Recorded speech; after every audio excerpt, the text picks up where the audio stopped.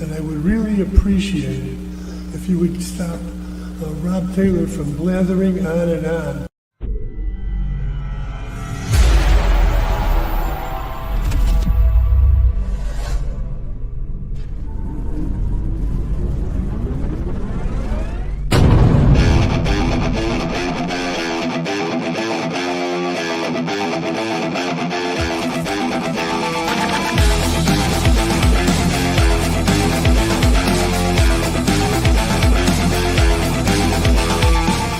Opinions expressed by talk show hosts, callers, or guests on the Rob Taylor Report do not necessarily represent the opinions of the hosting platform, subsidiaries, sponsors, or possibly anyone else on the planet or the known universe.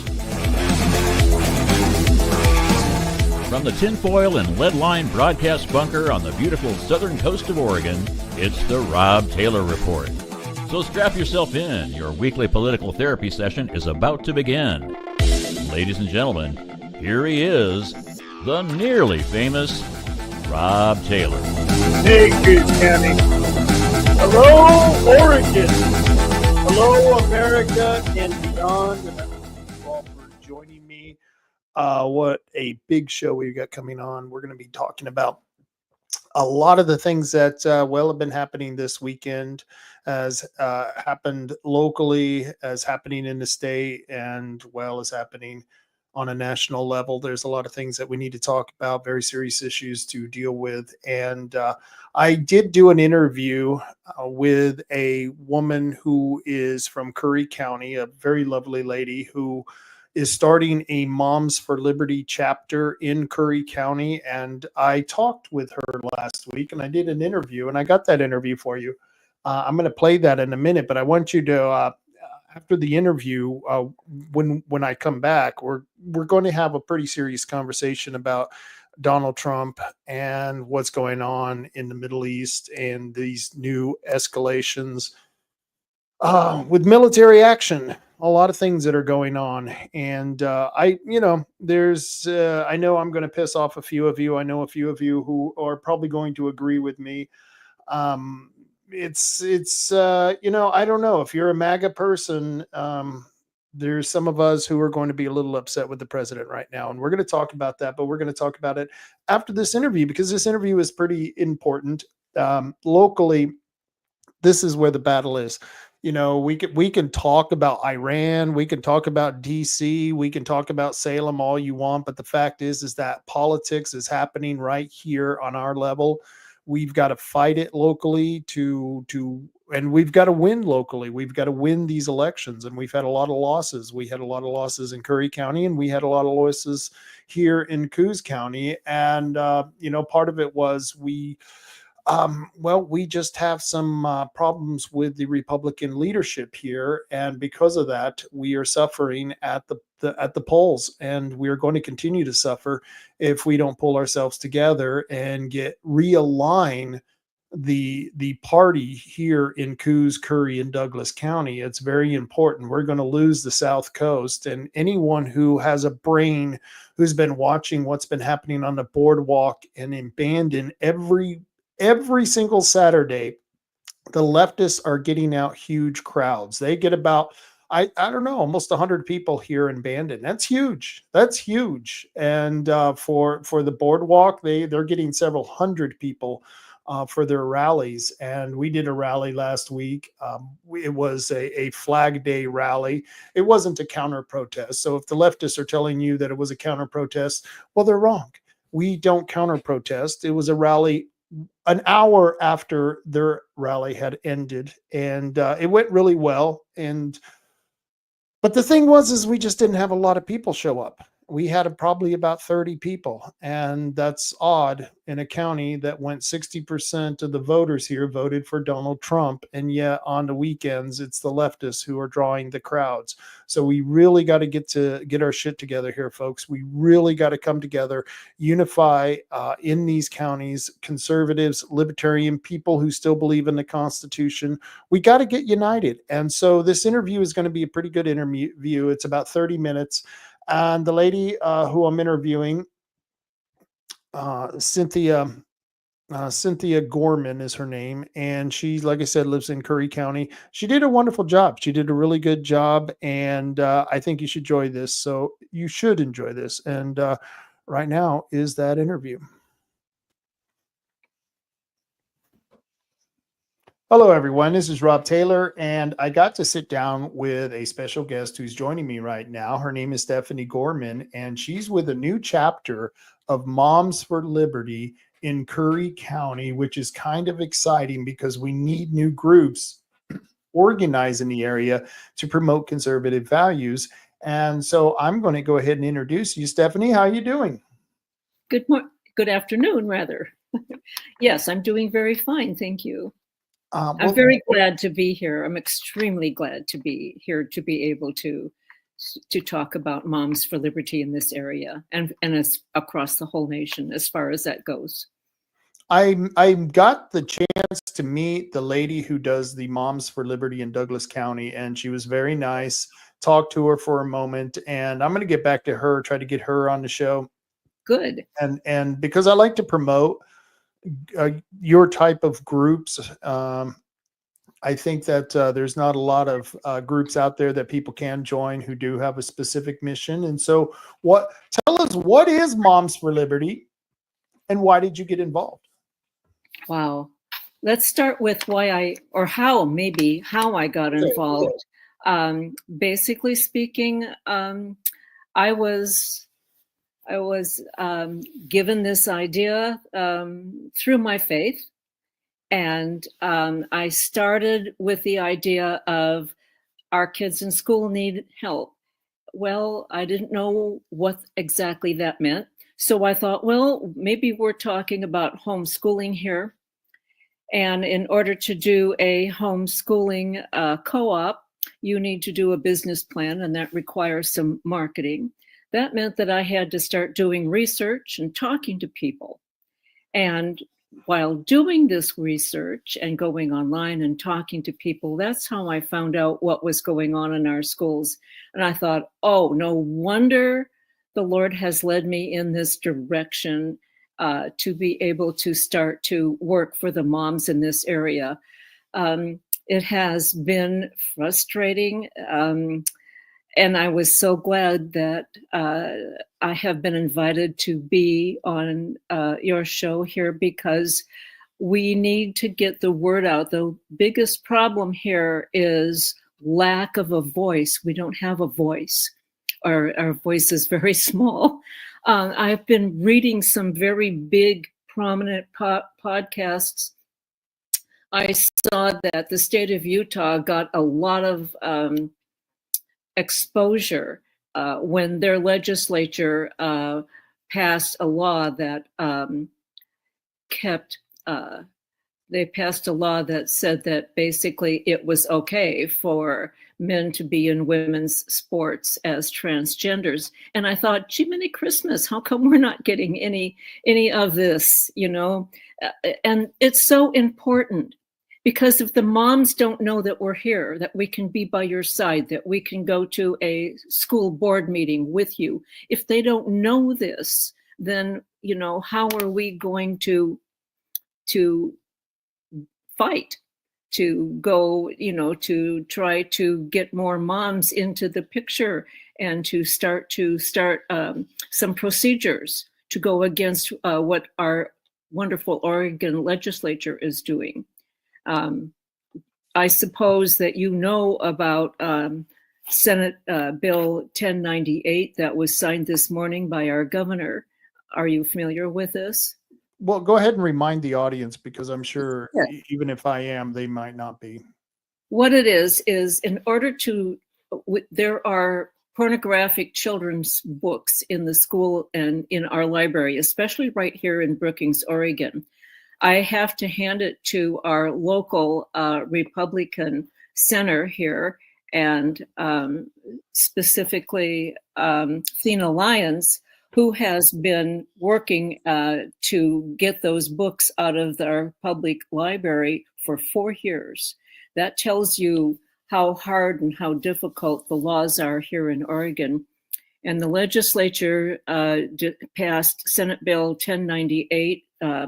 Our governor signed it this morning, and what it does, what 1098 does, is it prevents anybody from contesting a book. Let's say a mom sees a book that her child has been reading in school, and she wants to go to the school board and she wants to contest that book. The law now says that the school board would be breaking the law if they accepted the contestation of that book. Right. Not the parent, but the school itself would be breaking the law. And not only that, it's quite a long law, and it talks about the fact that books that have been formerly removed and formerly contested can now be brought back in. So getting this type of word out to the public, because it's fought, you're battling misinformation. Here in Oregon, we battle almost no information. Right. You know, and that's why I was very glad to hear from you.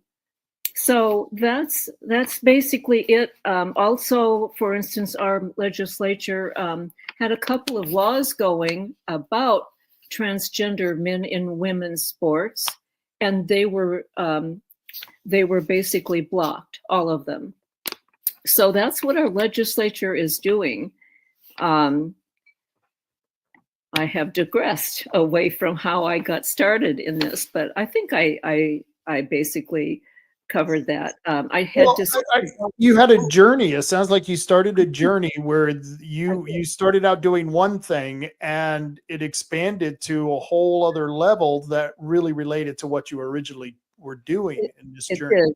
That's how I found Moms for Liberty. And then once you get online in Facebook for Moms for Liberty chapter chairs, which connects the whole nation, all of the Moms for Liberty chapters through all of the states, then this information starts coming in, and then you start getting other podcasts.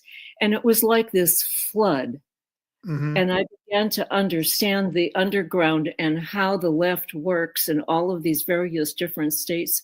And it was just amazing to me how deep it ran and how hard they fought, and just the means that they were willing to go to make sure that they maintained this, what's happening in our schools. And that's the thing that is really concerning to me. We managed to get a hold of Oregon State curriculum, and I was just really in shock. I was in shock about the school grades, where we stand with the nation, which is bottom, and our little Curry County is at the bottom right here in Oregon. And the curriculum talked about, basically speaking, the emphasis was going to be on promoting the transgender, the whole, all those letters. I get them all mixed up, but that's why the grades are so low. And so I did some research on what happens when there is no need to function well as far as school, the school curriculum is concerned, and what happens to kids when they don't need to pass mathematics or writing or reading in order to graduate. And yeah, they've destroyed the academic standards in K through 12 education, and yes. This was done at the legislative level in the past several years with many different pieces of legislation that has come down. And it's very sad because your county, Curry County, and I want to emphasize this before you go any further, because there'll be people watching possibly from all over the place, and they don't know that Curry County is a very poor county in Southern Oregon, and it's intentionally kept poor because you're really a rich county. You have a lot of resources, but they won't let you access a lot of those resources in your county. And so your county remains like Coos County and a lot of counties out there in rural Oregon that just don't have a lot of money out there. And so we get pushed around by Salem, and Salem is in control of not just the legal system, not just the roads and the taxes and everything else that comes out of the state, but they're in charge of the education in our state. There really is very little local control except at the school board, where there is a little bit of maneuvering room. And that's really the only place that we got here locally, because in Curry County, you're like us, you're way out here in the middle of nowhere, and Salem is 4 hours away. So you have to do, and we all have to do what is right and in our own localities, because this is where we're at. All politics is local. And so anyone who's listening, they may not understand. There are no big cities really Brookings is the biggest city, but it's not really a big city. You know what I mean? It's a little city. There are 7 stoplights. 7 stoplights in Brookings. So that should tell you, yeah. So it's a small rural county. And so you're having this problem here where, like I said, by accident, we should be a very wealthy county. And the children shouldn't be suffering from economics, and worse yet, an education system where they are lacking standards. And then they're pushing the DEI, diversity, equity, and inclusion wokeness on the kids. Mm-hmm. And so what you're trying to prevent is not only the political cultural issue of DEI and getting rid of wokeness and not focusing on that, but focusing on the basic reading, writing, and arithmetic, and try to use the funding for that rather than the other garbage. And to me, it's not just cultural, it's economical, very much so. Right. Yeah. Actually seeing the information in print really opened up my eyes, but I got to thinking about it, and in talking to these young moms, and that's who the attention, the people that I need to reach. They're not, believe it or not, they don't really respond to charts and graphs and things in print. So I'm trying to get a book. All I need is one book. I need to know for sure that it is in the school, because, I don't want to be presenting something that's false. So that's what I'm working on right now, is to get something that I can start to show these moms, and then to get out to reach them and show them what is going on in the school, why their children are getting such poor grades, and why they should care. I am flabbergasted that if they don't care about the woke curriculum, certainly they would care about the grades. And the fact that that the pregnancy rate of the teenage girls goes up. What the correlation is there, I don't know, but that's what the research shows that happens to schools that have low standards. So anyway. Well, it's not hard. And I know you know this. You're anyone who's of our let's say age of our maturity. That sounds better, I guess I should say. We know why kids, why they do what they do. And if you promote something, they're going to do it. If you promote kids to eat bad food and not exercise, they're going to take you up on the deal. If you allow them to cuss and do bad things, they're going to take you up on the deal. And if you're promoting sexuality, especially what people probably wouldn't think is mainstream sexuality, they think that, there's a lot of people most people aren't trans, very few people. It's like 1%, if that. It's very, very few people, if any. And they're promoting this, and they're promoting this to kids who are impressionable. I don't think a lot of these kids are actually trans. I think they're just impressionable.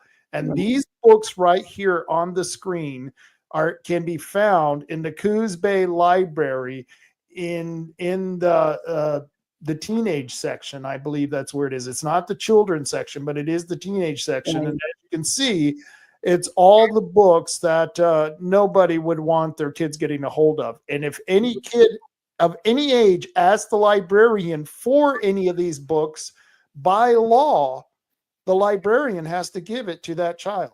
Right.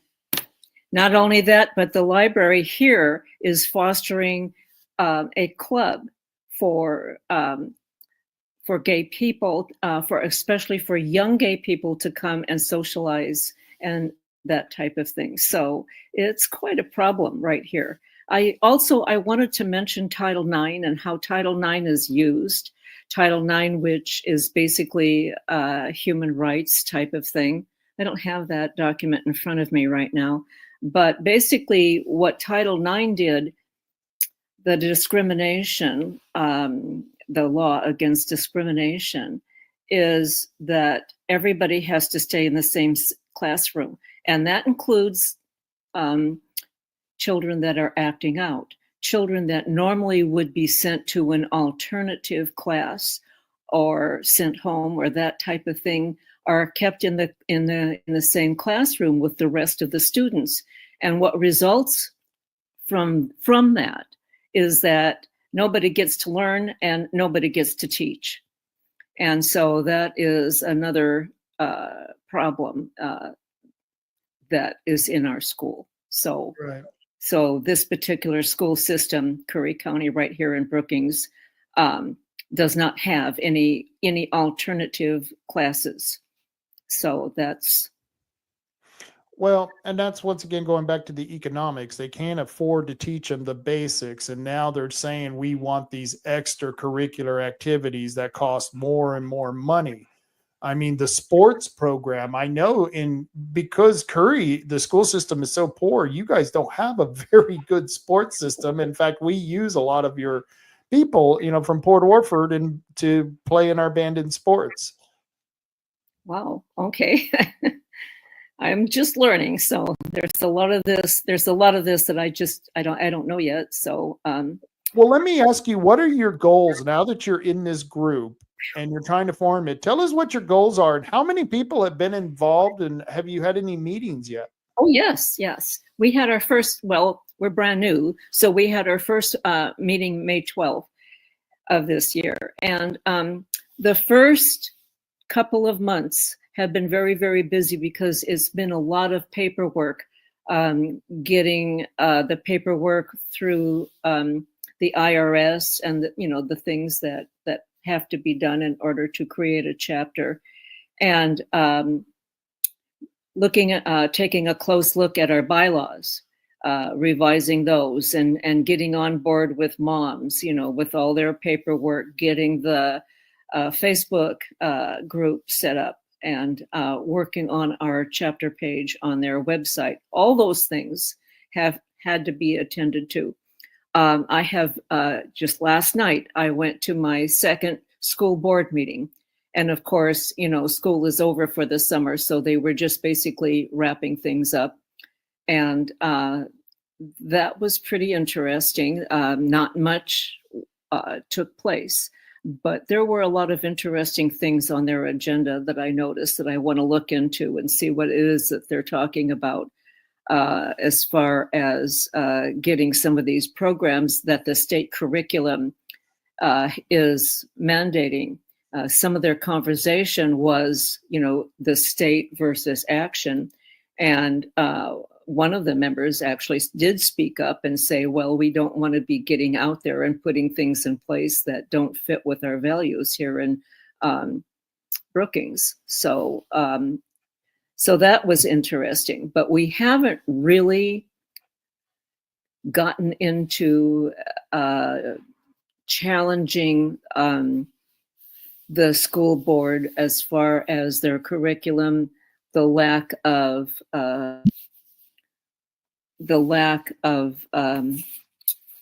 where am I here? Anyway, the curriculum, the books, and that type of thing. So we're getting there. But the thing of it is after this last legislation, after this last bill was passed, it doesn't leave us with a lot of options. So there are ways that you can fight against this. There are, it requires a lot of signature signing.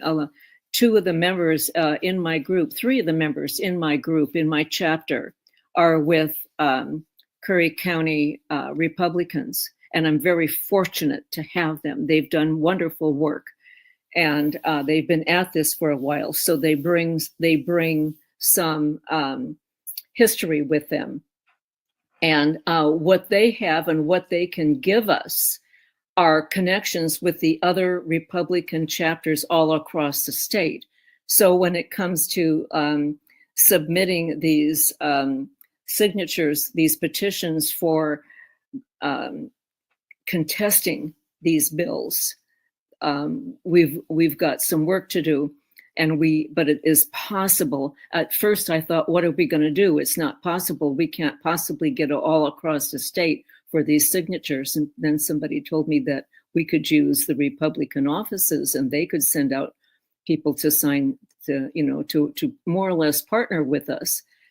So that is one of the options. There aren't very many other options. We don't have a sponsor. What I would dearly love to do is, what's left in the way of options. Some people are suing the state of Oregon, and and that takes money. And the problem with that is that the judges here in Oregon are owned by the Democrat Party. I mean, and so it's you're going up against a person who's already severely biased and prejudiced before he's even opened up the case. And that's the biggest problem. I know that with many of the issues that we've been dealing with. Anytime you have what we would consider conservative issues, I think they're just common sense. What you're talking about to me is just common sense. And yes, there are things that I wouldn't have a problem with the school doing, but there are some things that are just absolutely unnecessary, and this is one of them. There's no reason that they should be pushing any sexuality. It shouldn't be something that comes up. I just think that this is something that's just ridiculous that it's even talked about, other than in a health class in a very objective biological manner. You know what I mean? And that has to be very highly regulated. And those types of decisions need to be made at over age 18. And and those things, what are you talking about? The biological, teaching the difference between a male and a female? Well, that's pretty standard. I think that's addressed, from what I remember, that was addressed in junior high. Yeah, and that, it shouldn't be anything under junior high. Yeah. You need to know your biology. So you need to know your biology. So that's very important. And so, but that's the basic things we want them to focus on, and not these different variants that aren't related to basic biology. It's basic biology, and let them worry about it after they are over 18. It's not something we need to deal with.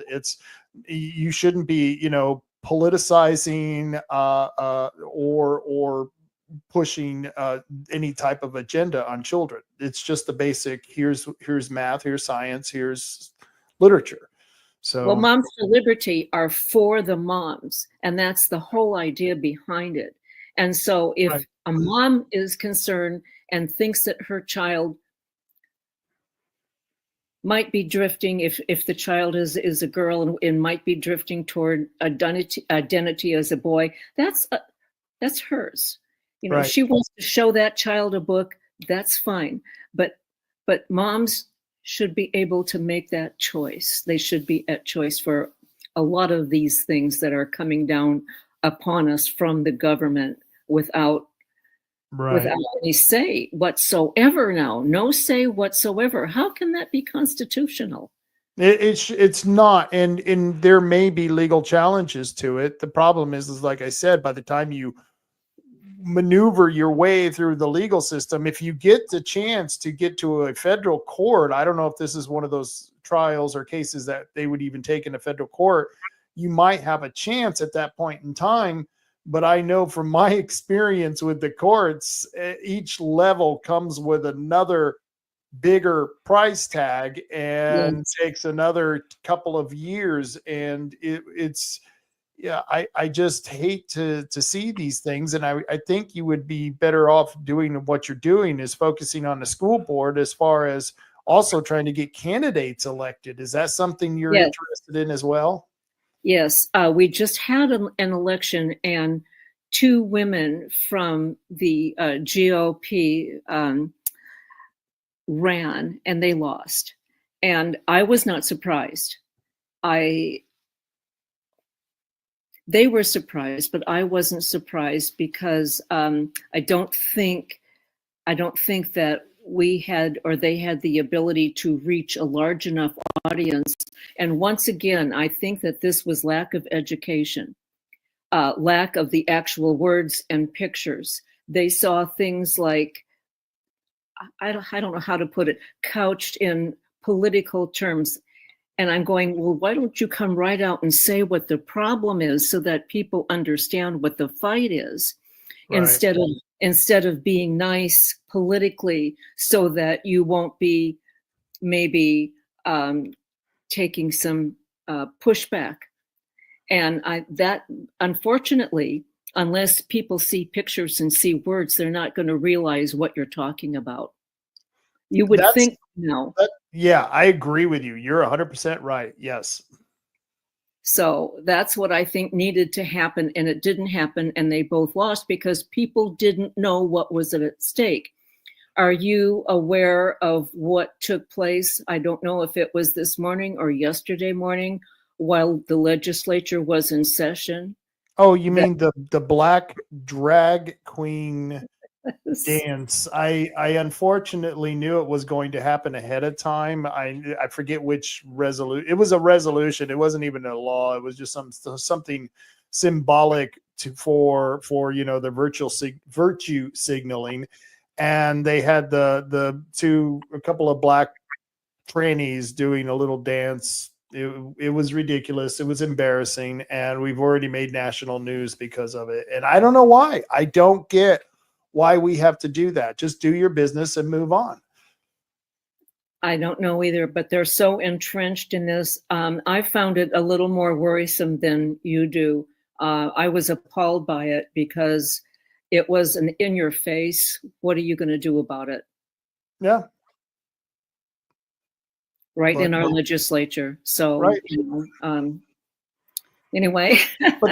but the sad part is, and maybe I'm jaded because I've seen this nonsense for so long, it's not surprising. It's not even shocking. And at this point, I'm so numb to it. It's like, yeah, there are so many fights that I know I can win, I can affect. I don't know what I could even do. It just makes me angry that they're doing it, but then I don't even want to waste 1 ounce on anger for that kind of nonsense. So you know what I mean? It kind of, you're damned if you do, you're damned if you don't. So, and I don't know what you can do about that, but I do know what I can do locally, and getting good people on the school boards, on the ports, on the college boards. That's what's important. I mean, we have a school district here in the county that's was allowing kids to go to a gym where they knew the owner, the instructor, was a registered sex offender. And there is no excuse for it. I hope they're sued into submission. I hope there's no law protecting them, because that's just ludicrous. And so, do you guys have a meeting place? Do you have a regular meeting time or anything? We meet at the GOP office in downtown Brookings. And our next, July 14th is our next meeting. So, yes. Okay. All right. And so you haven't gotten your page for Moms for Liberty yet, right? Not yet. They're having, Moms for Liberty is having a little bit of trouble with those types of things. And they are saying that they're going to be redoing their whole network soon, upgrading everything into a much more workable situation, if you will. So right now we're just sort of functioning mostly with Facebook. And I have been grateful for that. It's almost too much. I think they're growing very fast and trying to keep up with themselves. And it's very nice to hear the wins that they're getting in a lot of the states that aren't quite so blue. Right. But so that is uplifting and is hopeful. And so my thought is exactly what you said right now, is to start with the school board and work from there. The education system is the Oregon Department of Education. For the school, for the Brookings Library, we have what they call special district. So the board of directors actually meets in the library itself, and they run the library, and there is no higher authority. So that means that we would have to do something entirely different in order to make some progress. And what they did as far as the election was concerned, there were two people that were dropping out. So the Republican chapter here thought that our two candidates were a shoo-in. Yeah. And what happened is when they found that out, they got back in and they got back on the ballot. And so now what will happen, we because they were going to retire. Now what will happen is they will retire, but they will be able to choose their own replacements. So those are the kind of things that, and so now we're looking into dissolving this special district and what that is going to take. And so we've got some battles ahead of us. And my main concern is the parents, the moms.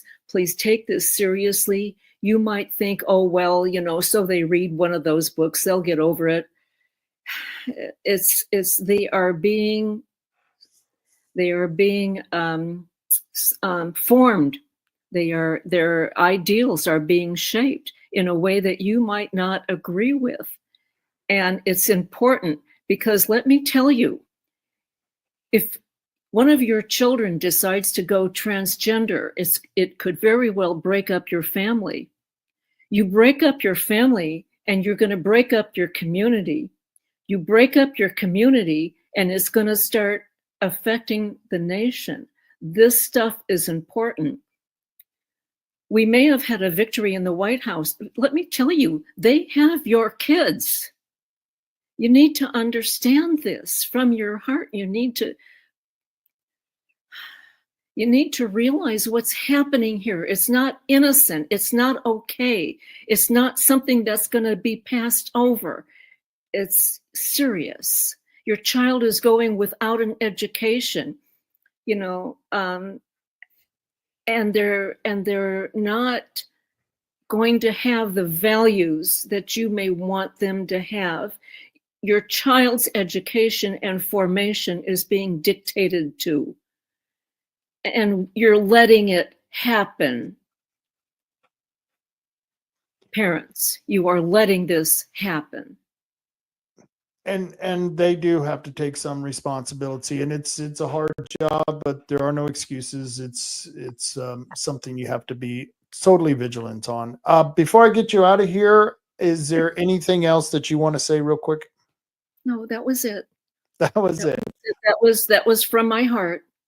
All right. Well, thank you. Hold on 1 second. I'm going to get you out of here. Okay.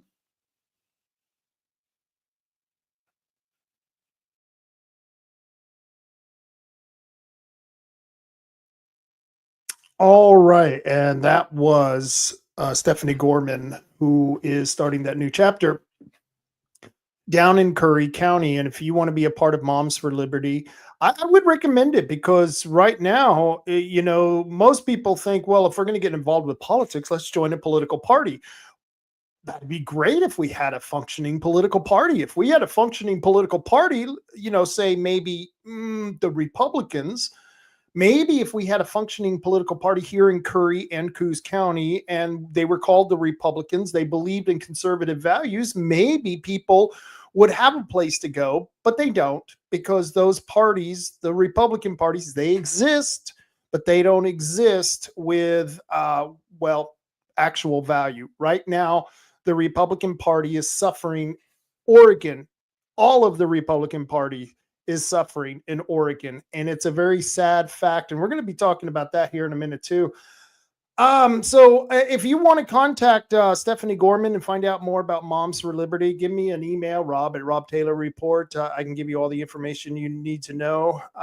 She's a very nice lady, very kind lady, and I hope to have her on. And I hope to talk about some of the issues that she's going to get involved with, because like I said, people need groups to belong to. I had a Friday night rant where we had Michaela Hammerson, who lives in Douglas County. She lives in Roseburg. She's very much involved with RUCPAC, which is Republican United Caucus, and she's working on several different issues. She's working for the transit district in Douglas County, completely turned that district around, and she's doing a heck of a job getting the End Vote by Mail petition out there. And if you don't know about this vote by mail, it's a really important ballot initiative that's going on, and it's going to happen all over the state. I'm going to be having sign up petition booths. I haven't done a petition booth in a while, and I think it would be great. But Michaela was on Friday talking about NVBM. And then we had Doug Washington on talking about the ODF&W and them trying to shut down the Umpqua River to salmon fishing. And I couldn't care less. I don't eat salmon. I don't like salmon. But you know what I like even less? ODF&W. And so ODF&W was trying to shut down the river completely. And Doug Washington, aka Base and Tackle Rob, him and many different citizens went and convinced ODF&W to do something other than shutting down the river completely to salmon fishing. So there's a lot of rules going to be in place, but at least the season is open. The season is happening because people got involved, and that's why you have to get involved if you really are concerned about certain issues. If you're concerned about your kids in school, you need to get involved. If you're concerned about the great outdoors, you need to find out what ODF&W and the U.S. Fish and Wildlife Service is doing. You need to know what these agencies are doing, because what they're doing is they're doing it to you. And so Friday Night Rant was a good one. I recommend everyone go check it out, because they were able to give us several updates on those issues. And if you want to be a part of any movement, I would recommend joining these groups, because like I said, normally people would think, oh, I want to get into politics, let's join a political party. And right now I have to tell you, the Republican Party here and in Curry and in Douglas County, well, they're stagnant, and it's on purpose. They're a captured party, and the people who have captured the party are not interested in actually getting Republicans elected. And so I don't know what to tell you. It's going to be a battle, and hopefully we can change that entity out. I know there's a lot of people who'd like to change it out. In fact, one of the comments was left by Phil Taylor, who said Michael Brainerd is just delaying the inevitable. And what he's talking about is that this month's Republican Party that was meeting that was supposed to happen on Thursday is not going to happen now, because some of the people on the executive board are sick. And I know that Chris Castleman was sick. I talked to him last week. I don't know if he was one of the ones who gave the reason for not having this meeting, but they are saying that because some of the people on the board are sick right now, they're not going to have June's meeting. They're putting it off till July. Well, in July, you're going to find that the representatives locally, that would be Court Boyce, Boomer Wright, and the senators would be Dick Anderson and David Brock Smith.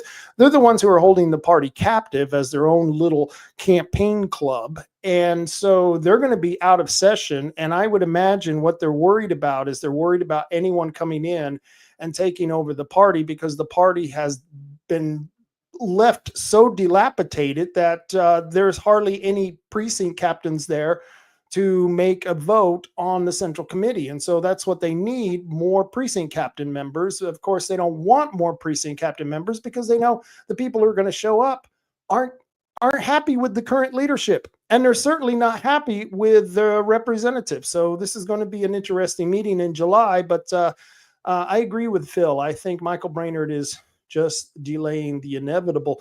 Now, the big story is, of course, this weekend is that the United States, we bombed the crap out of Iran, and supposedly we bombed the crap out of their nuclear weapons program. I have no idea.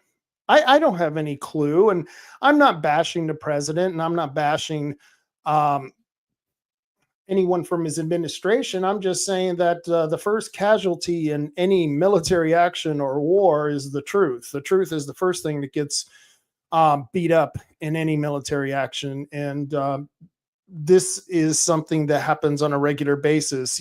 Anyone who goes in as far as a country going into any military action to bomb a country, to send troops into a country, well, of course, they're going to make the story sound so much in their favor. Everything's going to be in their favor. And what was it when George W. Bush was there? You know, he had to bomb Iraq. He had to bomb Saddam Hussein. Oh, Saddam. Because why? He had weapons of mass destruction. Remember that? Weapons of mass destructions. I was opposed to that military action. And I don't know, in the last 40 years, people will quote the Constitution and say, oh, no, the war powers, that's in the hands of Congress. Well, and since, I don't know, going back to the early 70s and all the laws that have been passed, a lot of Congress's war powers has been acquiesced by Congress to the president. The AUMF, the authorizational use of military force. The AUMF gives the president a lot of leeway to bomb other countries in a defensive manner. He's not supposed to go in on offensive manners. This is supposed to be a defensive thing, and that's why, of course, W. Bush, he had to convince us all that there were weapons of mass destruction. And to this day, that is being argued. I don't believe there ever were weapons of mass destruction. Not that I don't believe Saddam Hussein was working for that end. I just don't believe they ever got to it.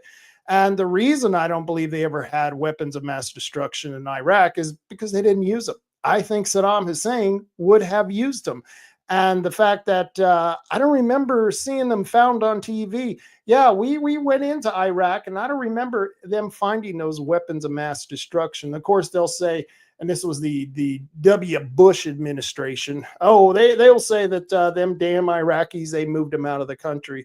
Yeah, okay. But so now we have Donald Trump. Unlike W. Bush, I'm a huge supporter of Donald Trump, huge MAGA person. But I'll tell you, I've been really disappointed in some of his policies as of late. That big, beautiful bill that adds another $2.5 trillion to the deficit. Yeah, I have a problem with that. And I'm on the side of Elon Musk and Rand Paul. And I'm also on the side of Elon Musk, Rand Paul, and Massey when it comes to the bombing of Iran. I don't think the president should have done it. I had Trevor Loudon on the show last week, and we both agreed. And I don't always agree with Trevor Loudon. I mean, Trevor Loudon is a big supporter of the Ukraine war. I'm not. But we both agreed last week that the best thing for U.S. to do would be get the hell out of the way and let Israel finish off Iran. Israel could do whatever we could do and probably do it better. And that's what we should have done. The president should have allowed Israel to do whatever they need to do for survival. And we should have kept our hands clean. And the problem being is that now we have to worry with all of those getaways that got away during the border invasion and all of those young soldier age men who came across the country and was flown willy-nilly everywhere across the country by the Biden administration. We don't know where those people are. We don't know what their intentions are. Now we probably got cells from several different countries, China, Afghanistan, Iraq, Iran. We probably got terrorist cells all over this country, and we don't know at what point they're going to be activated, and they may get activated if they're loyal. These terrorist cells are loyal to Iran. And I do have to put this up. Let's see if I got the share screen that I had. on Truth Social. I do have to put this up. Donald Trump just put this out on Truth Social. Let me make sure it's sharing here. Yep, you guys can see that. And it says, congratulations to everyone. It has been fully agreed by and between Israel and Iran that there will be a complete and total ceasefire in approximately 6 hours from now, when Israel and Iran have wound down and completed their in-progress final missions. For 12 hours, at which point the war will be considered ended. Officially, Iran will start the ceasefire, and upon the 12th hour, Israel will start the ceasefire, and upon the 24th hour, an official end to the 12-day war will be saluted by the world. During each ceasefire, the other side will remain peaceful and respectful on the assumption that everyone works as it should, everything works as it should, which it will. I would like to congratulate both countries, Israel and Iran, on having the stamina, courage, and intelligence to end what should be called the 12-day war. This is a war that could have gone on for years and destroyed the entire Middle East, but it didn't and never will. God bless Israel. God bless Iran. God bless the Middle East. God bless the United States of America. And God bless the world. He's full of a lot of God blesses, that president of ours.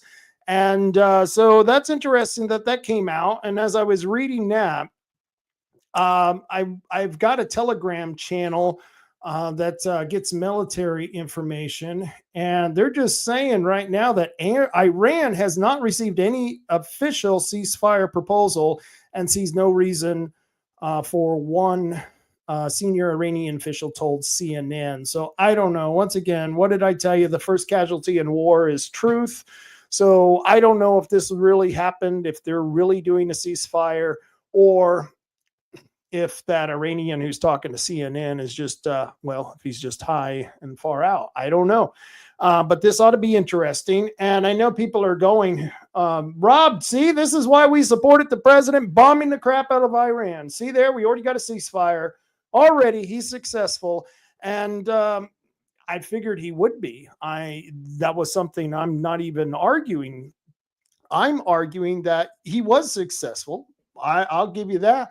My argument is even though he was successful, the question is should the president have the authority to just willy-nilly bomb another country? And remember the weapons of mass destructions. And of course, now we're being told, well, they were just minutes away from getting a nuclear weapon. And I don't know, that may have been true. But why not let Israel handle it? Why does America have to handle all this nonsense? And so that puts me in the camp of Elon Musk, of Rand Paul, of Massey, and many other Republicans. I think even Marjorie Taylor Greene, or what is it, MGT, Marjorie Greene Taylor, whatever her damn name is. She's also a little disappointed with the president. And so this is going to cause several of us in the MAGA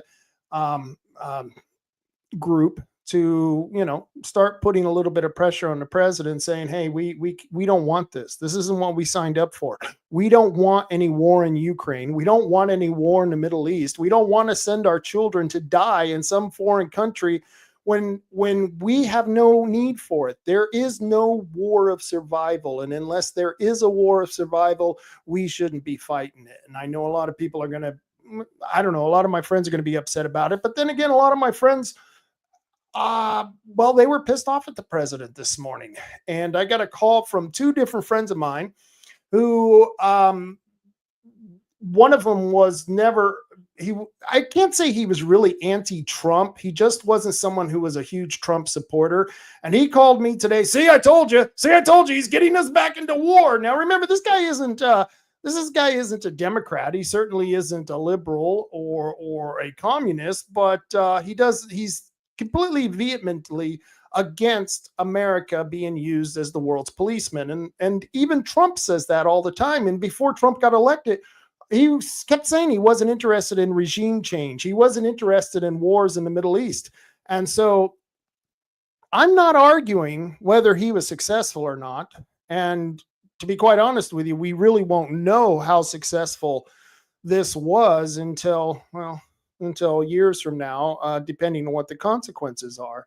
And the base in Qatar, I don't know if you saw the display of them sending those Patriot missiles to shoot down the incoming missiles from Iran. It was a beautiful display. I mean, I don't like to see that much money wasted because I know it's my tax dollars.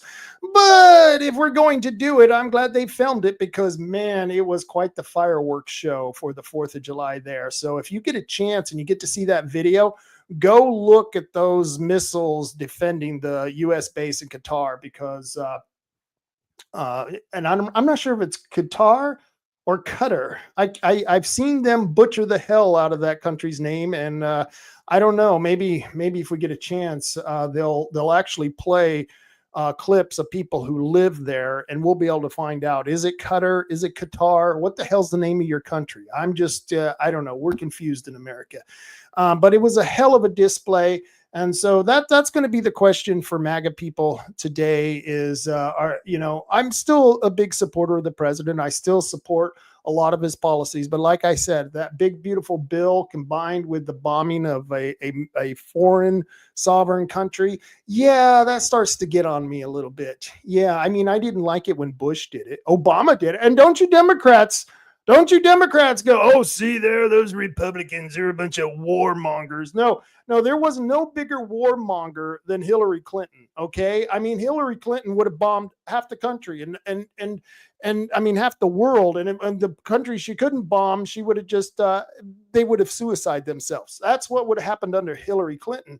And, but under Bill Clinton, he bombed, I don't know how many different countries. Obama bombed at least 5 different countries.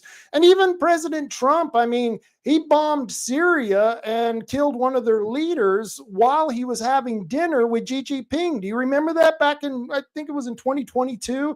Yeah, he's sitting there with Xi Jinping and they're having dinner and someone leans over and whispers in the president's ear, hey, Mr. President, and Mr. President looks over. Oh, yeah, we just bombed the crap out of Somalia. How do you like that, Gigi?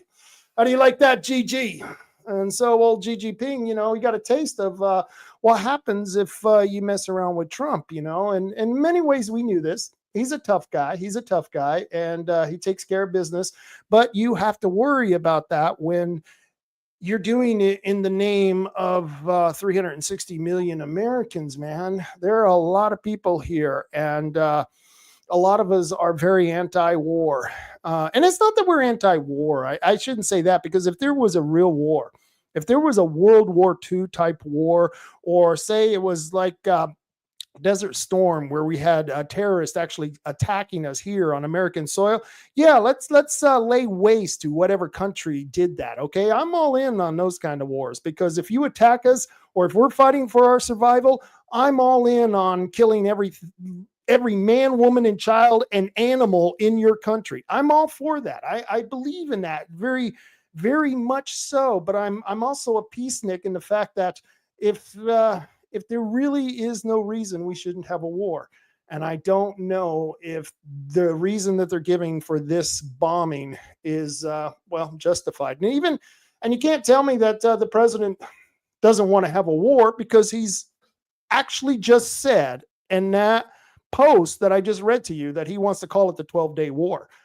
Well, Mr. President, I thought you didn't want war. And here you are already wanting to name this military action a 12-day war.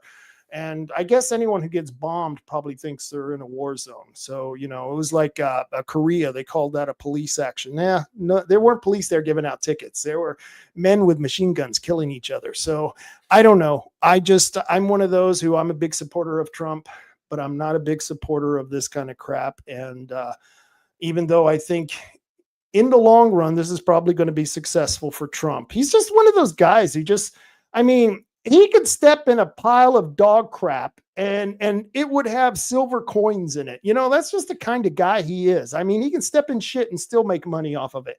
I don't know how he does it, but he's an amazing man.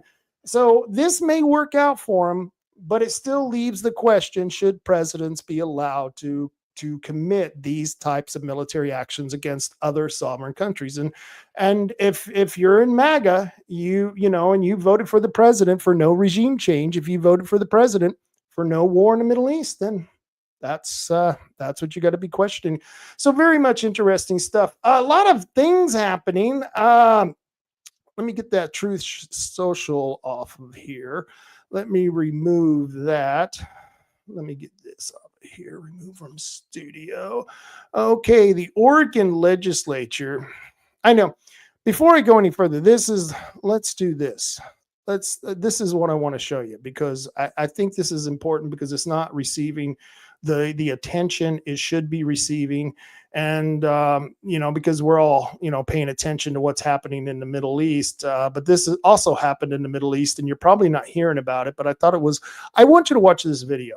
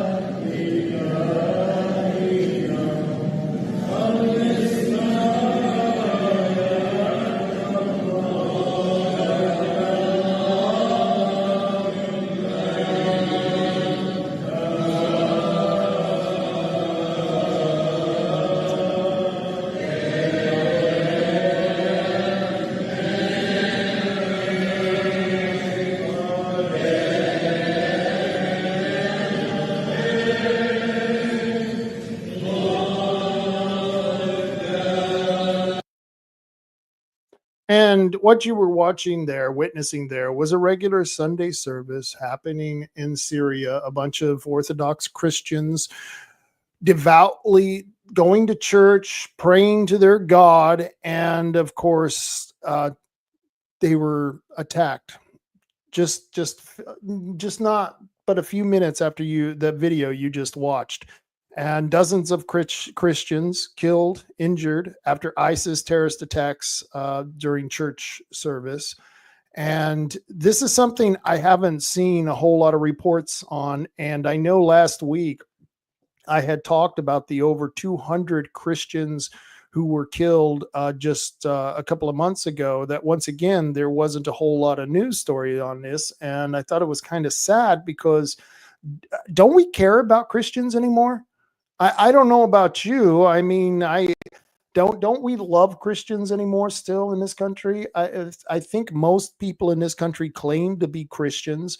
And this right here should be something that's top of the news story. You know what I mean? This is something that I haven't seen enough of, but it's very sad, because this is happening in a country right now, right next to Israel. I mean, we're talking about Israel bombing Iran, but this is going on in Syria, I believe. And let me read this here. A terrorist attack took place Sunday at a Christian church in Damascus, with officials of Syria's Islamist government blaming the Islamic State for the attack. That would be ISIS. At least 25 people died and 63 others were wounded. Syria's health ministry has said, according to the BBC, the attack began when a man opened fire in the Greek Orthodox Church of the Prophet Elias on Sunday evening. The man then detonated an explosive vest. And very bad situation. Very sad that this is going on. In a statement, the Greek Orthodox Patriarchy, what is it? Boy, I can't read. Let's see. In a statement, the Greek Orthodox I'm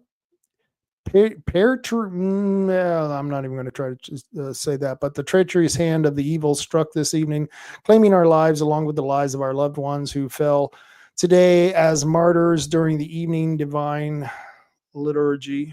And Lawrence Mamari, who witnessed the event, said someone entered the church from outside carrying a weapon and started shooting. Those inside tried to stop him before he blew himself up. And this is what I was talking about. Now that we have bombed Iran, should we be worrying about this in America? Is this something we should have to worry about here? Because it is happening in Syria. It's happening quite often now. And I don't know. It's something that may be coming here to America. It wouldn't surprise me one bit. I mean, we already have Islamists in the streets at at Ivy League colleges screaming for the end of Israel, the death of Jews, and that's happening right now. And so, at what point are we going to see people from the Middle East who have come here during the open border invasion that happened during the Biden administration? How many are here just waiting for a moment when they can blow up a church? And and here we are sitting in Oregon. They're getting ready to take away a lot of our gun rights. They're going to limit our Second Amendment rights to the point where it's not even useful to have a Second Amendment. And on top of that, we've now made the country a lot more dangerous, because when you bomb Iran in the Middle East and you've got all those people here from Iran, the age of military men who probably are in these cells, are we going to have to worry about this happening in our churches?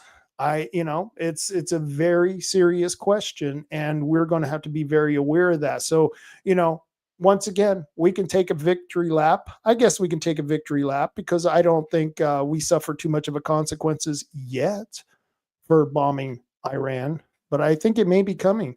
And I think it's going to be all these soft targets, like churches, like rock concerts, or any concert, anywhere where there's a public venue or an event where there's crowds. It's going to be much more dangerous in this country. And it's going to be much more dangerous because of what happened in the last administration and all of them people coming through. We don't know who they were. We don't know where they're going. So that's I thought that was very just interesting that we're not really talking about that. I watched the news, and I don't think I saw a single story on the Christians being killed in Syria. Maybe I just missed it. I don't know. Maybe it was just me. I don't know if you guys yeah, I don't know if you guys saw the opening of the legislature. What day was that? It was June 18th that this happened. Yeah, let me see if I can share this. This was another one of those embarrassing moments in Oregon legislative history. We should all be ashamed of. And this is what they watched at the opening ceremony on the 18th. Let me see if I can play this for you.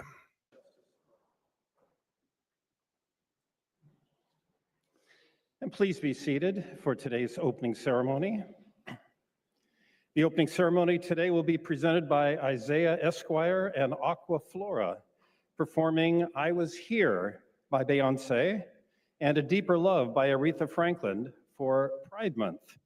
They are from Portland and are guests of Representative Nelson. Welcome.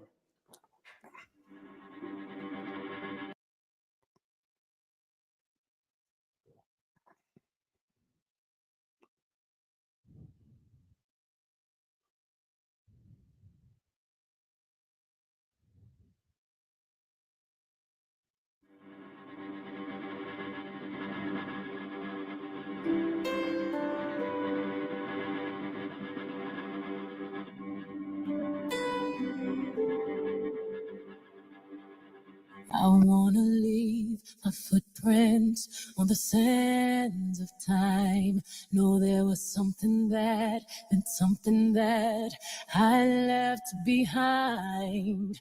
When I leave this world, I'll leave no regrets. Leave something to remember, so they won't forget I was here. I lived, I loved, I was here. I've done everything that I wanted, and it was more than I thought it would be. I will leave my mark so everyone will know I was here. This fucking garbage. Excuse my language. This isn't even The good hearts I interview. have touched will be the proof that I leave, that I made What a cultural difference, value and this does world this will garbage see leave for us? What does this give us? What cultural value do we get from this? I don't know. I see a bunch of damn fools up there dancing like idiots, lip syncing to someone who can actually sing. I mean, these people can't even sing. They can't even sing their own music. Damn, this is offensive. And the Republicans didn't bother showing up, even though 2 Republicans voted for the resolution. We'll talk about this in a minute. Look at this. Watch this. It gets crazier. Let me tell you, I work hard every day. I get up out of bed. I put on the clothes. What a waste of our money. What a waste of our money. And once again, these people aren't even good. They're not even singing their own music.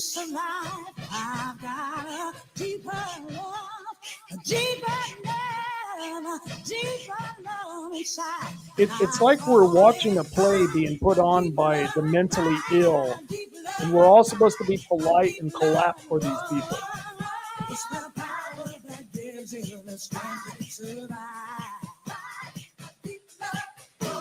And I want to thank you for helping me see there's a power that lives deep inside of me, giving the strength to carry on, always be strong.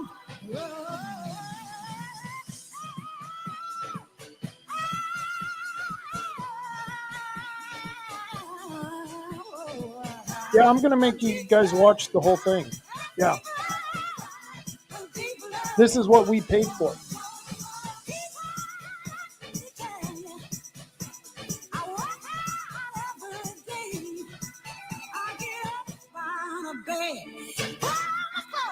Wow. I can't believe the one in yellow can actually do the splits. That is impressive. I still don't think it's worth bringing them in the big house here.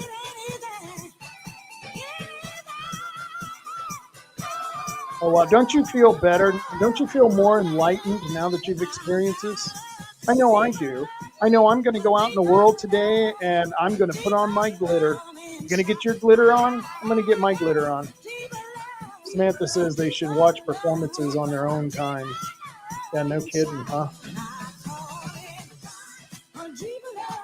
Samantha says, how much were they paid and by who? That's a damn good question. How much were these people paid? Did we pay for this nonsense?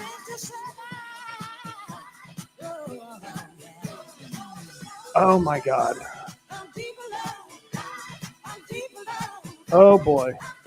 Yeah, of course, we got the pride flag / trans flag / insane people's flag. And there you go. And we are a laughing stock. Samantha says, I am a dancer and this is unacceptable on our house. Yes, I agree with that, Samantha. It's what a joke. What a joke we are. And people are laughing at us. I guarantee you they're laughing at us across the country. We're a laughing stock. And our legislators, well, when they're not stealing our money and they're not, taking more of our rights, I guess this is what they do. They watch trans shows. Samantha says they aren't even skillfully dancing. No, I wouldn't call that a skill right there. That's definitely not. Samantha says this is their end, and I think they know it. Elections are going to be changing big time in 2026, and they know they are completely done. Yeah, pedo flag. Pedo flag. Yep, that's exactly what that is, a pedo flag. And let me see if I can share this screen because I don't know if you guys knew this, but there were a couple of representatives who actually voted for the resolution that supported this nonsense. And one of them was this guy, Kevin Mannix. Let me make sure this is sharing. No, I'm not sharing this. Let me share this for you. Right there. Kevin Mannix. So he had to write a letter explaining why he lost his mind and supported this nonsense. But that figures from Kevin Mannix. Kevin Mannix has never been worth a damn in a long. I don't know how he got reelected. I don't know why they even brought him out of the closet and put him back up in the House. He needs to go. He's a lousy Republican. But this is what he says. He says, "Dear Chief." This is to the chief clerk of the House. It says, when I first reviewed H.R. 3, I had concerns about the resolution's narrow focus. I felt it did not fully reflect the board and diverse history of Oregon's African-American community. Initially intended to vote no, which he should have. He should have voted no for this nonsense. But no, he couldn't leave well enough alone. No, not Kevin Mannix. So he says, however, after listening carefully to my colleagues' remarks on the House floor, I was moved by the spirit of the resolution, a sincere effort to acknowledge and honor the contributions and lived experiences of African Americans in Oregon, including those who have often been left out of our historical narratives. Puke, Mannix, puke. Did you have to go find a blue-haired 23-year-old college kid to write that for you? You are a disgrace there, Kevin Mannix. What a disgrace. He says, I ultimately voted yes out of a belief in the importance of recognizing the many ways individuals contribute to our shared society. My support should not be interpreted as an endorsement of every aspect mentioned in the resolution, but rather as an affirmation of the principle that all people, regardless of background or profession, deserve dignity and the opportunity to be part of Oregon's ongoing history. Yeah, right. Ongoing story. I'm sorry. He says, I recognize that, well, where is it? Oh, I'm going the wrong way. I recognize that some of our community may have strong reservations, particularly regarding certain cultural expressions. I hear and respect those views. At the same time, I believe we can hold differing perspectives and still come together to honor the diversity within our state in a way that is respectful and unifying. Gee, Mannix, yeah, hopefully you can get that tampon removed from your butthole, because you really are starting to sound like a pinko commie, if you ask me. I don't know, Mannix, maybe you've been in Salem just a little bit too long. You're sounding a little light in the loafers there. I don't know, buddy. What happened to you? Did you get one of those operations where they remove your testicles and spine along with it? I don't know, Mr. Mannix. And I would call you Representative Mannix, but I don't think you earned the respect to be called a representative. And this guy is a dirtbag Republican. Once again, another dirtbag Republican. And of course, the Republicans are making excuses for you. I won't share the view of this screen that I have here, but I'm going to read the comment that one of my friends got back from the chair of the Republican Party, who was complaining that Mannix and Javadi had voted for this nonsense. And I want to read you what the chair of the Republican Party sent back. This is from Connie Welchel, Connie Welchel. And she says, thank you for reaching out and for your continued concern about the direction of the Republican Party in Oregon.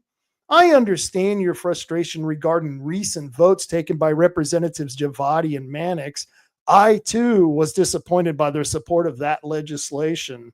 These moments are difficult. Many of us wish we had a strong Republican caucus that could advance bold, unapologetic conservative leadership.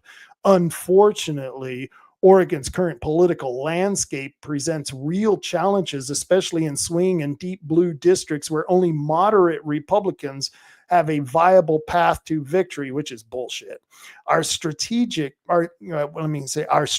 is long-term. The goal is to gain enough ground in the legislature to change the balance of power. Once we're in the majority, we'll have more opportunity to elect and support stronger conservatives and hold all Republicans more accountable to the values we share. Bullshit.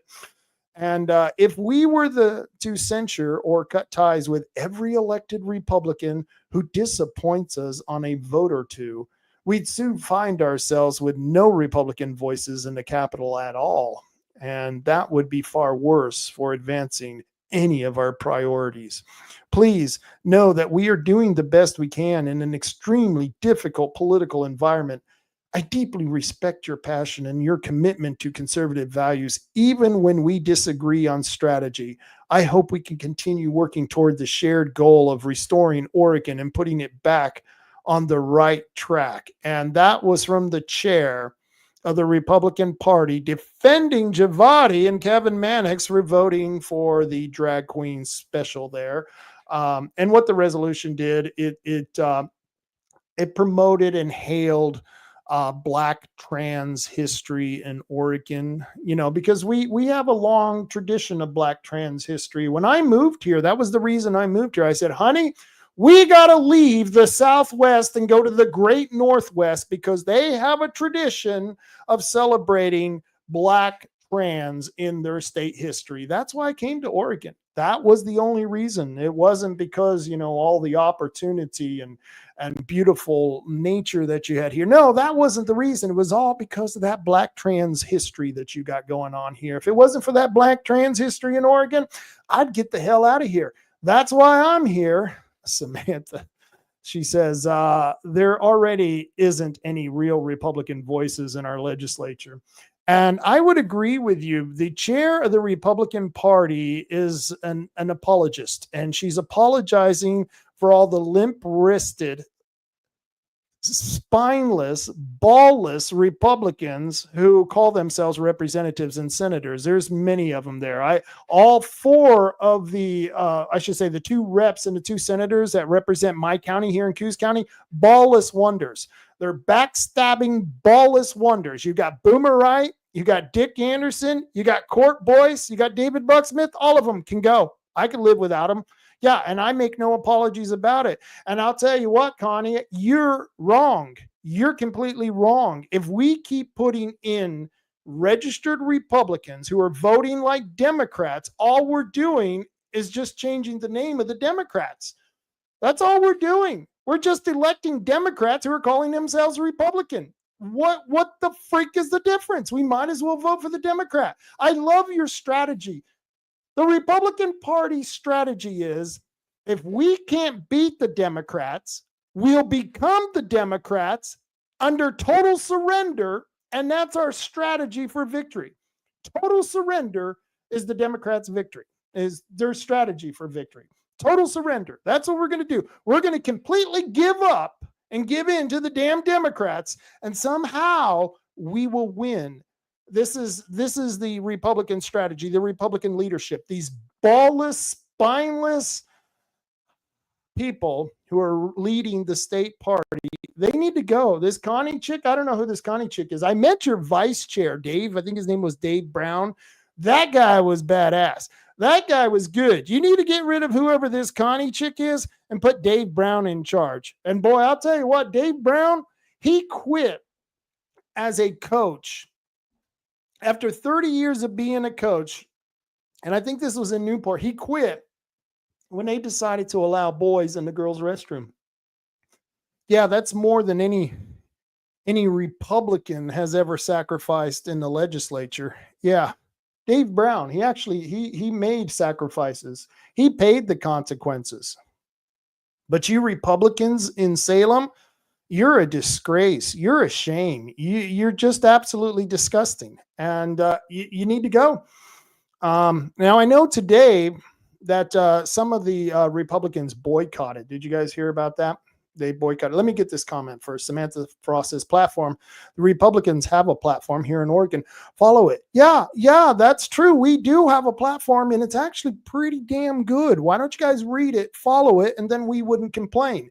I mean, if we give you a document and you agree to the document, and then we elect you to office and you do everything the opposite of what the document says, then I think we have a right to shit can your ass and send you packing. I don't know.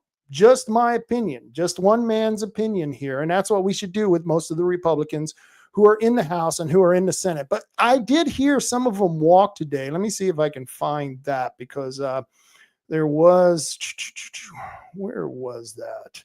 Somebody had, Let me see if this was it. Oh, here we go. Let me see if I can share this. This is the page that I was talking about. Okay. Bloop. So here we go. This is right here. The House Republicans call for Senator Gorsuch to be censured, removed from committee assignments, all because he yelled at one of the Republicans. And I guess the other Republicans are upset about that. They don't come to defend us much. No, they don't. They have a chance right now where they can all walk out and none of the gun bills and the tax bills would pass. Did you know that? Yeah, they could just walk out of the House. They could walk out of the Senate, but they're not going to do that because not all the Republicans agreed to do that. Because why? They're a bunch of spineless, ballless Republicans. But when it comes to the Republicans defending one of their own in the House, well, hey, man, they find a backbone all of a sudden and they make a complaint. But this is from the House Republican Caucus, the ballless caucus. And the Salem, Oregon, it says during a legislative work session in the Joint Committee on Transportation last Friday, co-vice chair Representative Shelley Bosshart Davis was singled out and aggressively shouted down on multiple occasions by co-chair Senator Chris Gorsuch. He's a Democrat from Gresham. House Republican leader Christine Drazen from Canby issued the following statement calling for Senate President Rob Wagner, who's a dirtbag Democrat from Lake Oswego, to immediately remove Senator Gorsuch from all his committee assignments and implement additional accountability measures to restore a safe and respectful workspace. Now, let me ask you, do you think the Democrats are going to do anything for these spineless Republicans? Well, no, because the Democrats know the Republicans are spineless too. In fact, they're whipping dogs. It seems like it. That's all Republicans are for the Democrats. They just go up to Salem and the Democrats whip them and abuse them, treat them like crap. And then they get indignant with us when we say, hey, why are you letting those guys treat you like crap? Well, we got to let them treat us like crap. That's what we're all about in the Republican Party. We're all about surrender, giving up. That's what we're about. Well, not all of us are about that. And I don't know. I would rather lose on principle than not even win on bullshit. You know what I mean? And they're not even winning, but they're still taking the bullshit. So it's pretty damn pathetic. These Republicans are. Let me show you the kerfuffle. Let me see if I have that here, because I thought I had a video of that, because it really wasn't all that bad. And, the Republicans are so sensitive. They get so sensitive, but here it is. And I think that matters because oftentimes members of this committee quote numbers from going around the state. How many people are in a work group? How many people showed up? But this is what's in front of us now. And we know that opposition is 2-1. So if we're going to listen to Oregonians, we need to listen to Oregonians. We're left with a $15 billion tax increase with a few days left in session with a really bad process. When we talk about being grossly irresponsible, that's what this is. I will be a no on this vote. Excuse me. Okay. You are impugning okay. all of us Okay. that have worked on that Okay, let bill. me- So let me- stop with Okay. that. I use Okay, Representative you guys. Gomba's words. Stop He said with grossly it. irresponsible. You've made so your I use point, Chris. Representative. I'm using words You've that somebody made on your this committee point. actually used. You guys, that's it. That's Enough. it. We'll carry this into another room. So thank you very much, both of you, for your comments. That's right. We'll carry this into another room. Yeah, we'll take this to another room, and then you Democrats can really lambaste and give the Republicans a good tongue lashing, and they'll take it, because they're little bitches. They have no spine, and they'll lay down like little girls, and that's pretty much it. That's what we have representing us in Salem, and it's pathetic. I'm tired of watching it. I'm tired of watching these lame representatives who, I think only a few of them, Noah Robinson, Dwayne Yunker.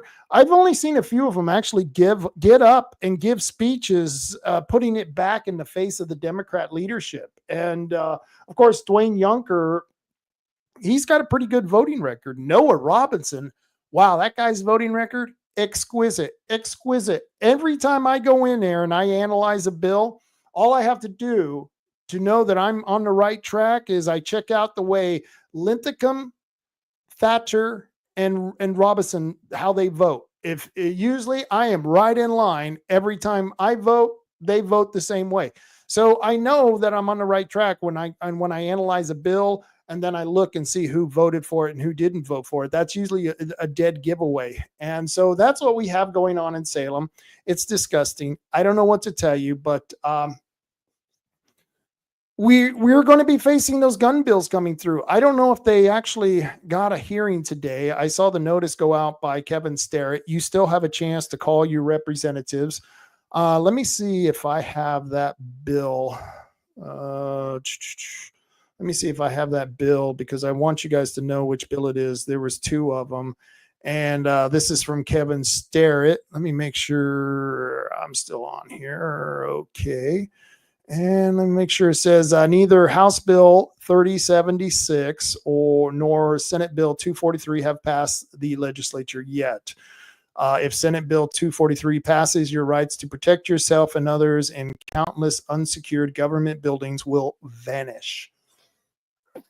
Because you're not going to be able to go anywhere because all those boards and all those councils are going to say, sorry, we won't even allow concealed handgun license holders to even bring their handguns in. That's going to happen. But thousands of Oregonians who lawfully own certain firearms accessories will face felony charges. That's right. Many of us will face felony charges. We own a magazine that has more than 10 rounds, which most magazines hold more than 10 rounds.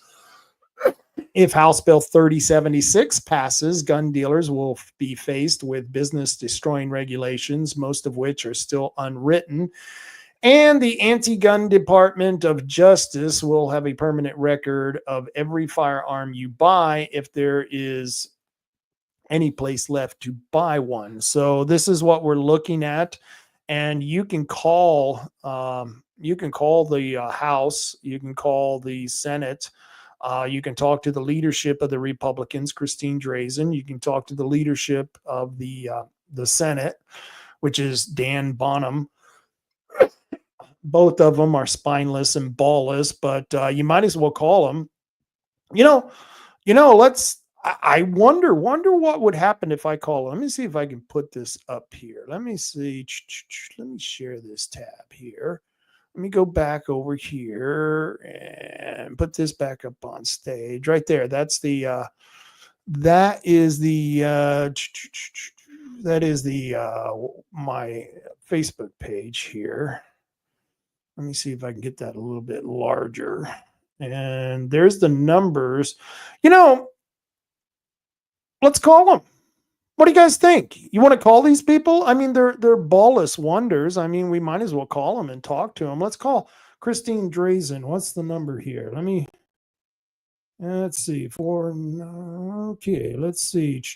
Christine Drazen. Get on the phone here.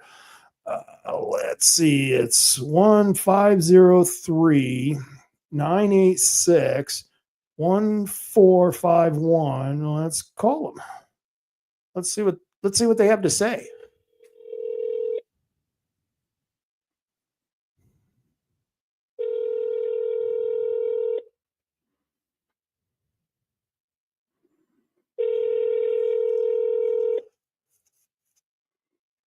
I guess they're not going to answer today.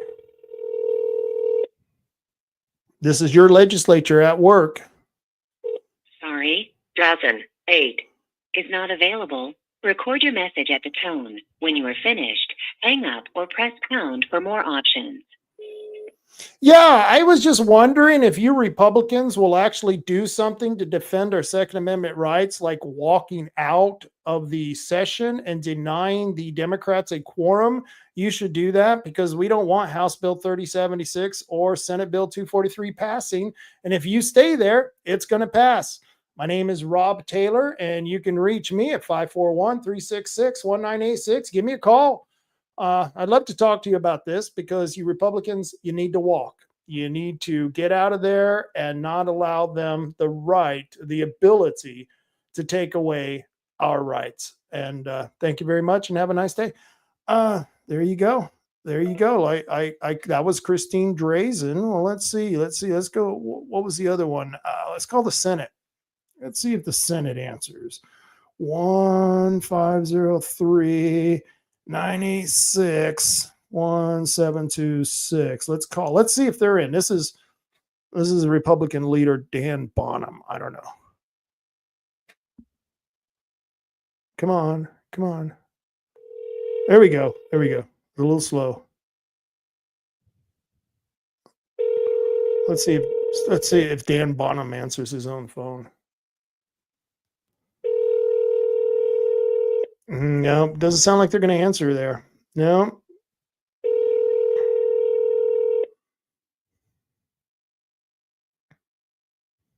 Sorry, Senator Daniel Bonham is not available. Record your message at the tone. When you are finished, hang up or press pound for more options.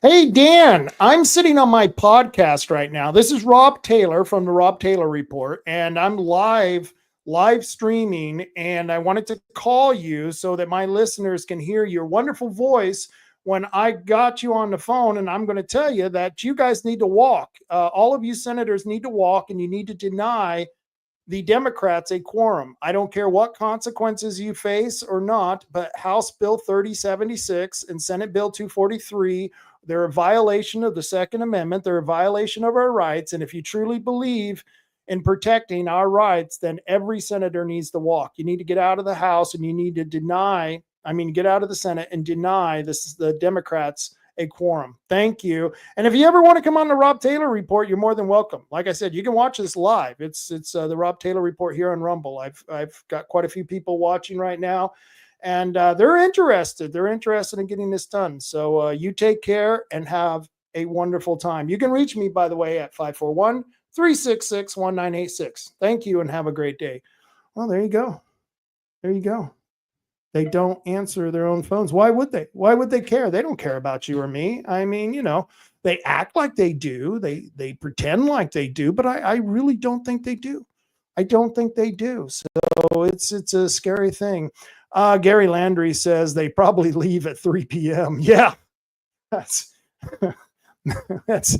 drinking hour. That's happy hour. No wonder. That would explain why in Salem the happy hour starts at 3 o'clock. That explains a lot. Damn, man. Wow, Gary, you're onto something there. Yep, I'll tell you what. That's a good one. Yeah, I think that explains why happy hour starts at 3 o'clock in Salem. That's a good reason. I gotta play. I don't know if you guys. One of my good friends, Michaela Hammerson, she's doing that end vote by mail. It's really important because, well, we're getting cheated. I mean, we got Judicial Watch, and they're suing to get our voter rolls cleaned. And then you've got Michaela, Steve Jonkis, and Ben Edel, who are working on ending the vote by mail process. So if we can get our voter rolls cleaned, and then we can go back to one day in-person voting where you have to show an ID, I think we could actually see the legislature going a little more red. I think you would see that. And I would think you would see a lot of these squishy Republicans going by the wayside. There would be a lot of Republicans leaving the building because I don't think they're actually winning the races. I don't think they're actually winning the primaries. I think a lot of these people are selected. I don't think they're elected. I think they're selected. And I think Dr. Frank has done a hell of a job proving this in his endeavors to find the truth, to find out what's going on in the elections. And in fact, Dr. Frank will be here as well. We'll talk about that in a minute. But end vote by mail, they've got the approval for the petitions. They just got the approval. They had to make a change, a little bit of a change on their petition that they submitted to the Secretary of State. So they're all ready to go. You got to go to their website, nvbm.com. Let me see if I can get that here. And then I'll just share it with you. How's that? And yeah, let's share this tab. See if I can throw it up on the stage. There we go. And go to this webpage right here, and vote by mail, join the mission, and you too can get petition signatures to go out and gather signatures for this very important initiative. And if you truly believe that the 2020 elections were stolen and that elections have been stolen in Oregon for the last 40 years, then you should do something about it.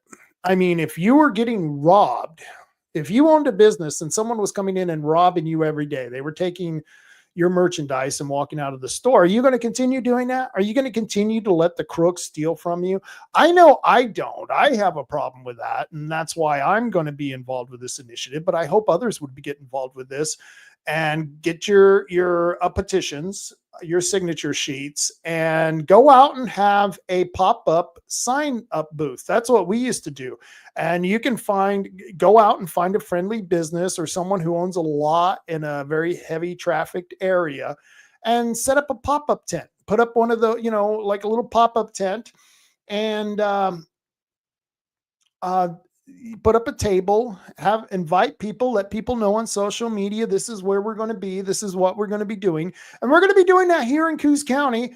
And hopefully they'll be doing it all across the state, because I think this is a very, very important endeavor. And vote by mail. And I think a lot of you are tired of this nonsense. And this is one way we can do it. We can put it on the ballot.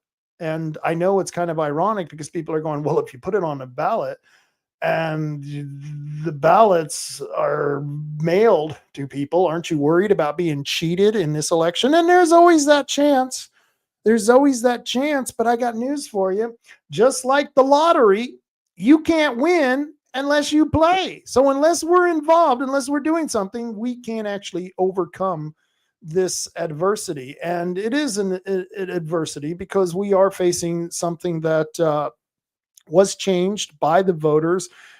I think it was 3 decades ago, almost 4 decades ago. And now we're asking the voters again to change it back because the system is screwed up. And even a lot of Republicans, though, have become too lazy. They like the easy access of having someone mail them a ballot. And, it won't completely end the mail-in ballot, because if you're going on vacation or you're not going to be around, you can still request a mail-in ballot. But for most people, it will be we're going to have to go to the polls on election day, and we're going to have to vote at a polling place. And that's the way it used to be when I was a young man, and we'd have to get up real early and we'd go off to the polling place and we'd stand there in line.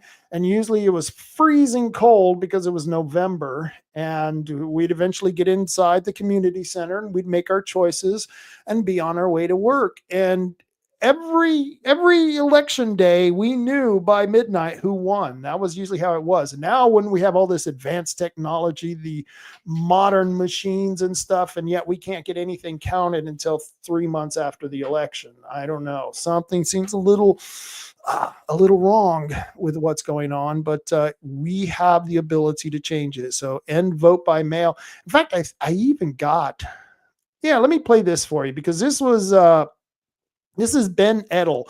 This was last week when Judicial Watch was here. This is him speaking at that event. All right, we're down here at the United States Courthouse in Eugene, Oregon. Today we had the very first hearing relating to the Judicial Watch lawsuit to clean Oregon's dirty voter rolls. This was successful in California and many other states. This is a big day. We're arguing about standing. We're arguing about where we can actually take this lawsuit. And we may or may not win this, but if we lose today on standing, then we'll go to the federal court and we will win. This is already proven to be legal in federal courts to challenge the voter rolls and the legality of the voter rolls and how the voter rolls are managed.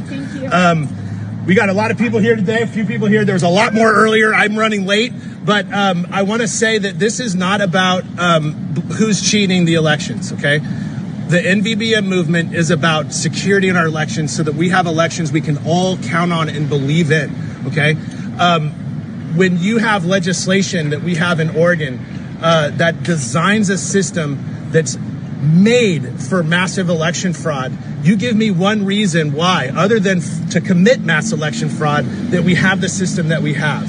And you can go to nvbm.com/legislation and you can see it all for yourselves. Every single bill that's passed in Oregon since 1981. You can click it, you can see the analysis, you can see what laws were put in place to create mass election fraud and to cover it up. It's all right there. And if you need the proof, that is the proof. That's proof enough. This isn't about Democrats and Republicans. We have Republicans in Southern Oregon stealing elections, using the system right now to get their people in power and to keep their people in power. This system is not designed for democracy. It's not designed for the people. It's designed to support the people who are already in power so that they can hold their power. This is unacceptable. It should be unacceptable to all of us, whether you're a Republican, a Democrat, a liberal, a conservative, it doesn't matter. Our system is wrong. It is not free. We are not self-governed in Oregon, Washington, or California. So we're bringing the states together that have the same system that Oregon was built on. We're coming together and we're going to fight back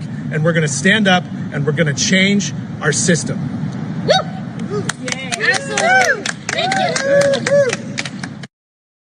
All righty then. That was very good. Very good. He's always so inspiring, that Ben Edel.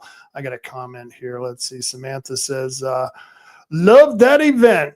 Met some cool patriots. And that's all we're doing here is we're just meeting new patriots, finding new patriots. That's what this show's all about. We're trying to show you that you can stand up and you can fight the powers that be. That's what this is all about. This is this isn't any ordinary podcast where I'm going to tell you ghost stories or stories on how to fix your car or and any gossip about any actors out there. I could give a shit less about actors or actresses or rock stars. You know what I mean? I'm here because I'm trying to change policy in my own state and in my own county. And there's a lot of bad policies out there that need to be changed.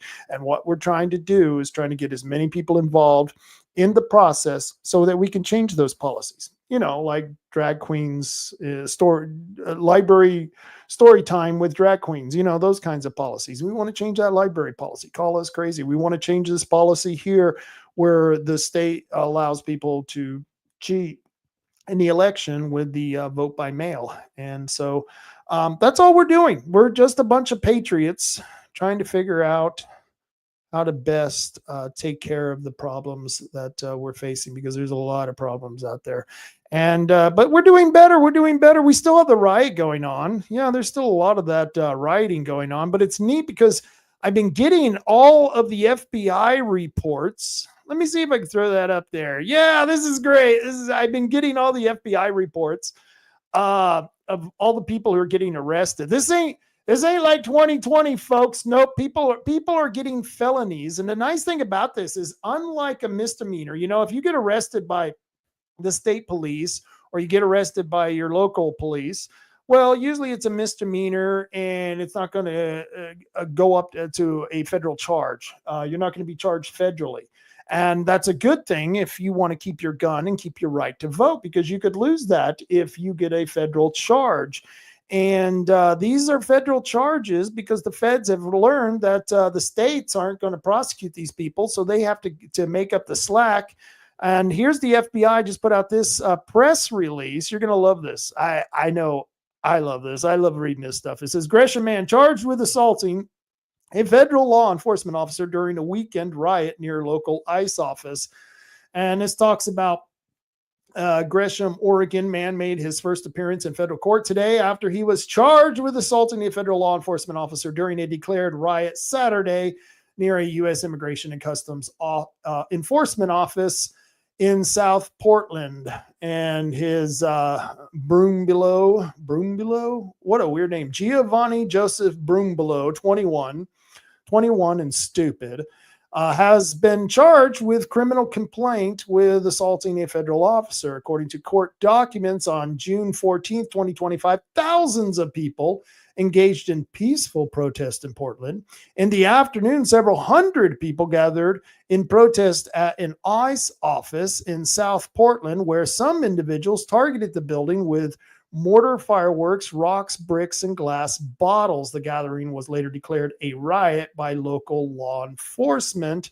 At approximately 5:50, individuals breached the exterior door of the ICE office before being pushed back by federal officers. Additional federal officers, including Customs and Border Protection Tactical Unit agents, were dispatched to the location. So he got a federal charge. That's 21-year-old man who's going to be facing some federal charges, but it doesn't end there. Look at this. Portland defendant charged with failing to obey a lawful order near local ICE office. And let's see this. A Portland, Oregon defendant made a first appearance in federal court today after being charged with failing to obey a lawful order Monday near a U.S. Immigration and Custom Enforcement office in South Portland. Eli Victor McKenzie, another 21 and brainless person, young person, because they don't have that fully developed mind yet at 21. Yep. And I'm willing to bet Eli probably doesn't know whether he's a girl or a boy, probably has blue hair, several face piercings and tattoos and all kinds of shit. But Eli has been charged by information with a misdemeanor offense. McKenzie made a first appearance in federal court today before a U.S. magistrate judge and was released on conditions pending future court proceedings. So there you go. Isn't that neat? Isn't that neat? Yes, we love it. We love it. We love it. We love it. Let's see if I got another one here. Oh, here we go. Eugene man accused of damaging federal government property. Colleen Robert Eugene Fitzsimmons, 33. Oh, wow. We got a 33-year-old. So he's really stupid. This guy or girl or whatever he claims to be, really stupid, has been charged with willful depredation of government property for breaking the window of a federal government vehicle. Oh, yeah. Oh, yeah. See, I've been really enjoying getting all of my notices from the FBI. It's just been damn entertaining stuff. And I'm going to post those on my website.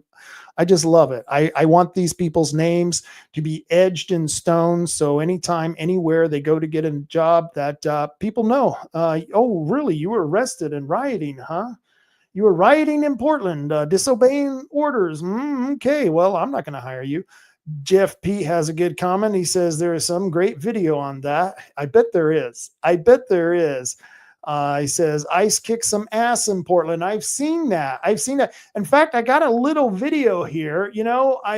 I don't know. Once again, maybe I'm just an asshole for enjoying this video, but I just enjoy this when I see a stupid young person suffering justly. This is justifiable what happened to this young man. Started opening fire on us, just spraying an obscene amount of rubber bullets, just captured my cheek, and it tore part of my eye open, and I had to go into surgery for about 4 hours or 5 hours to get it repaired that night. And it's questionable how much vision I'm going to be able to get back, or how much I'm going to be able to see out of my right eye right now. It's just a giant question mark. Wow. I don't feel sorry for you, dude. I only wish they would have shut out the other eye. I mean, I don't know, because then we as a society would have to pay for this degenerate.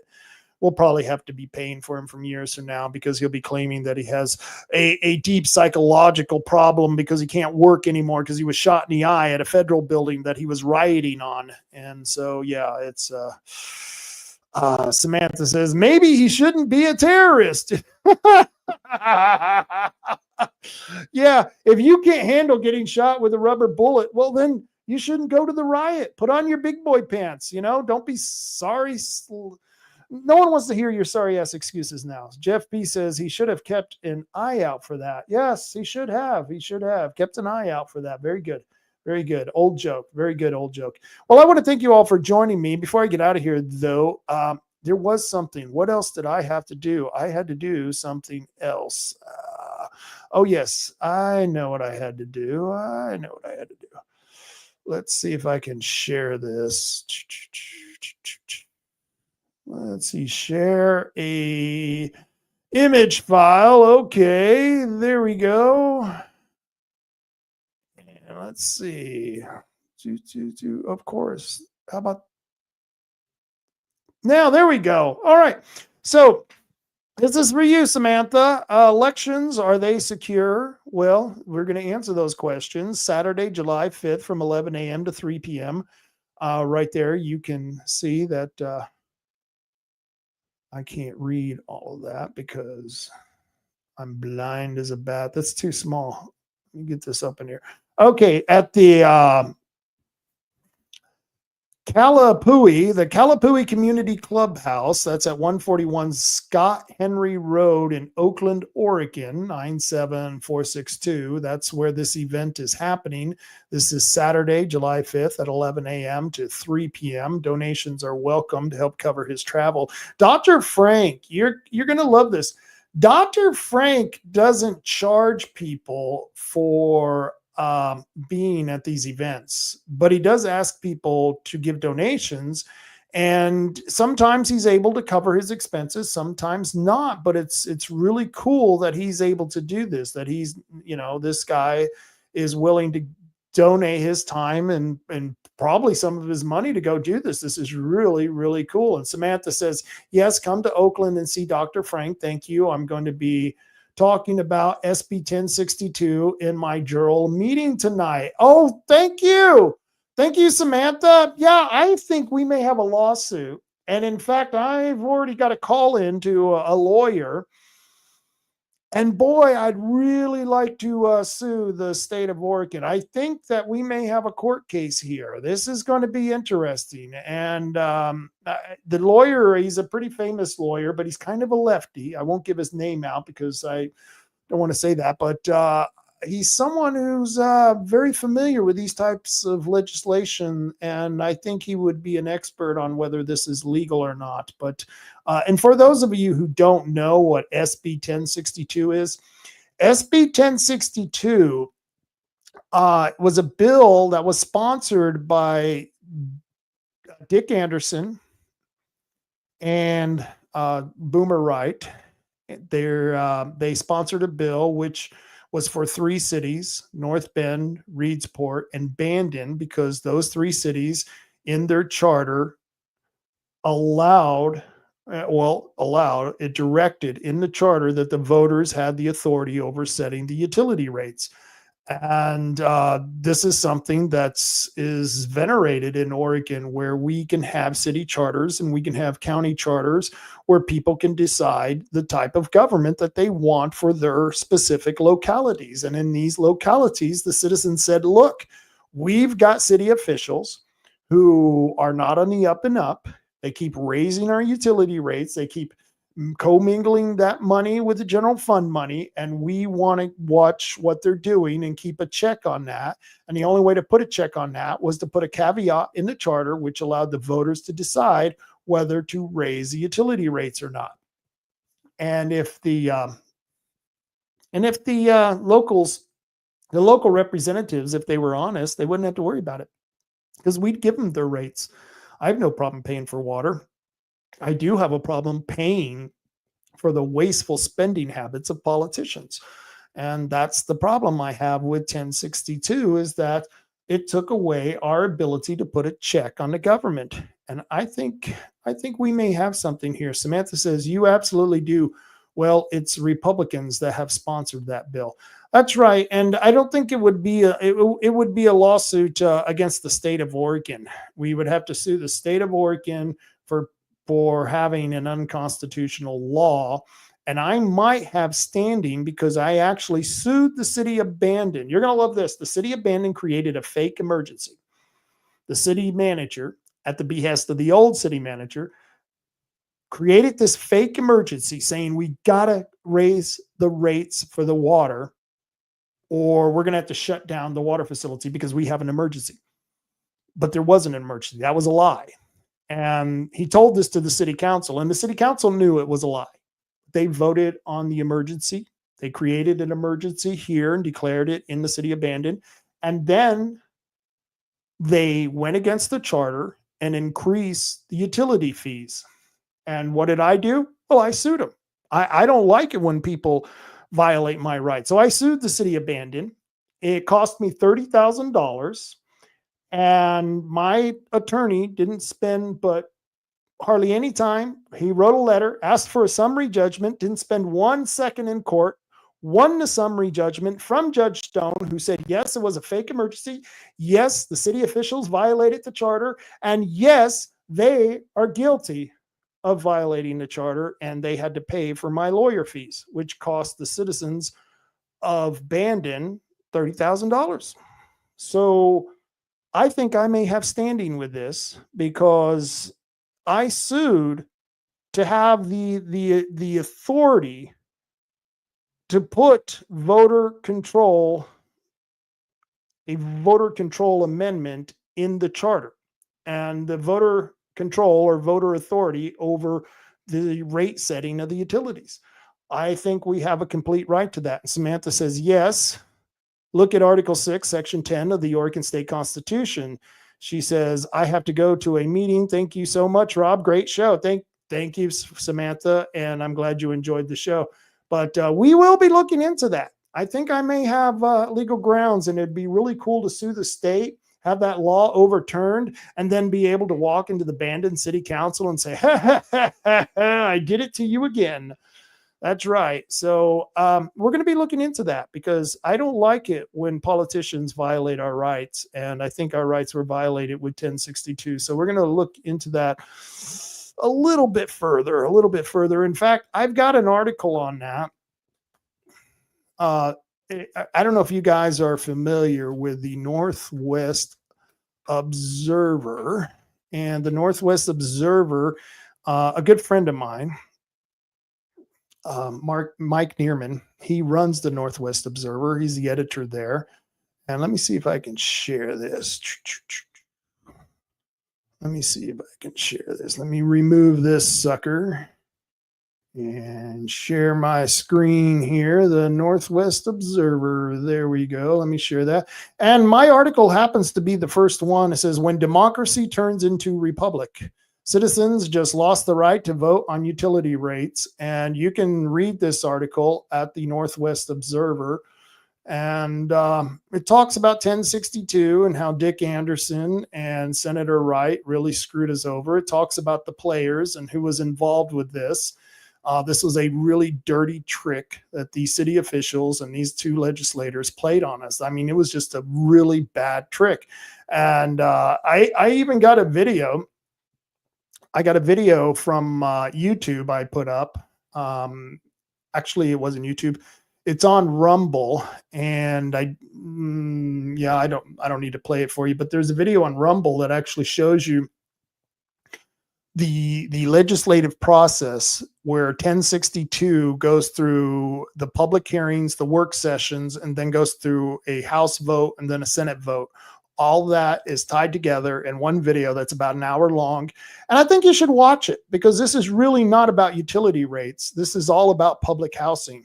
Dick Anderson is on the governor's public housing board, and they are way behind on their quotas for building new public housing.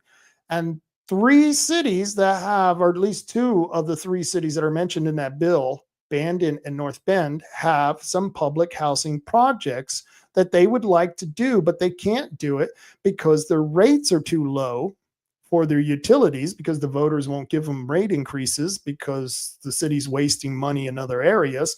And because of this, they don't qualify for the grants that they could get to help build or maintain the water and sewer system and new development of that system for the new housing project. So this is all about public housing.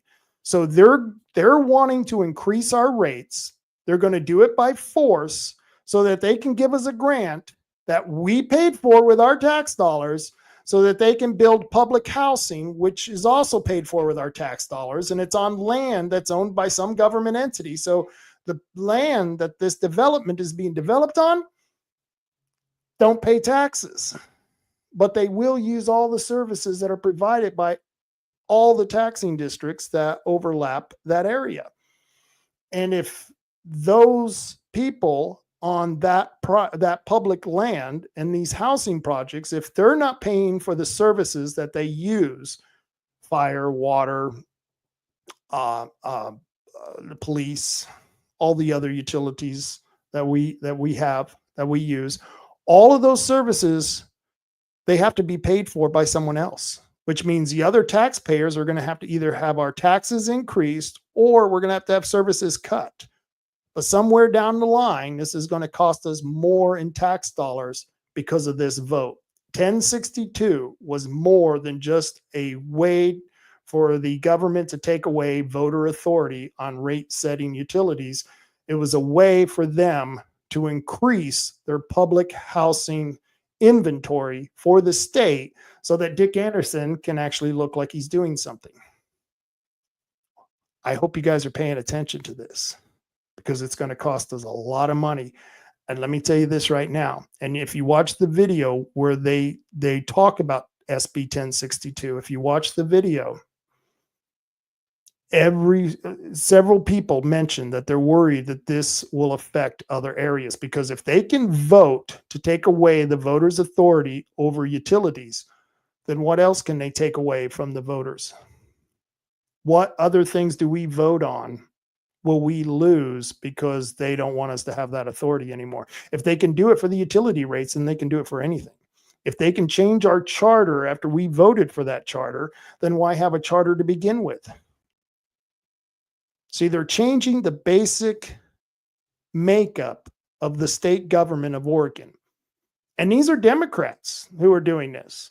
The Democrats are killing the democratic process using the help of Republicans. Don't you love this? That's what 1062 is all about. You got to go check it out. And once again, go watch that video on Rumble.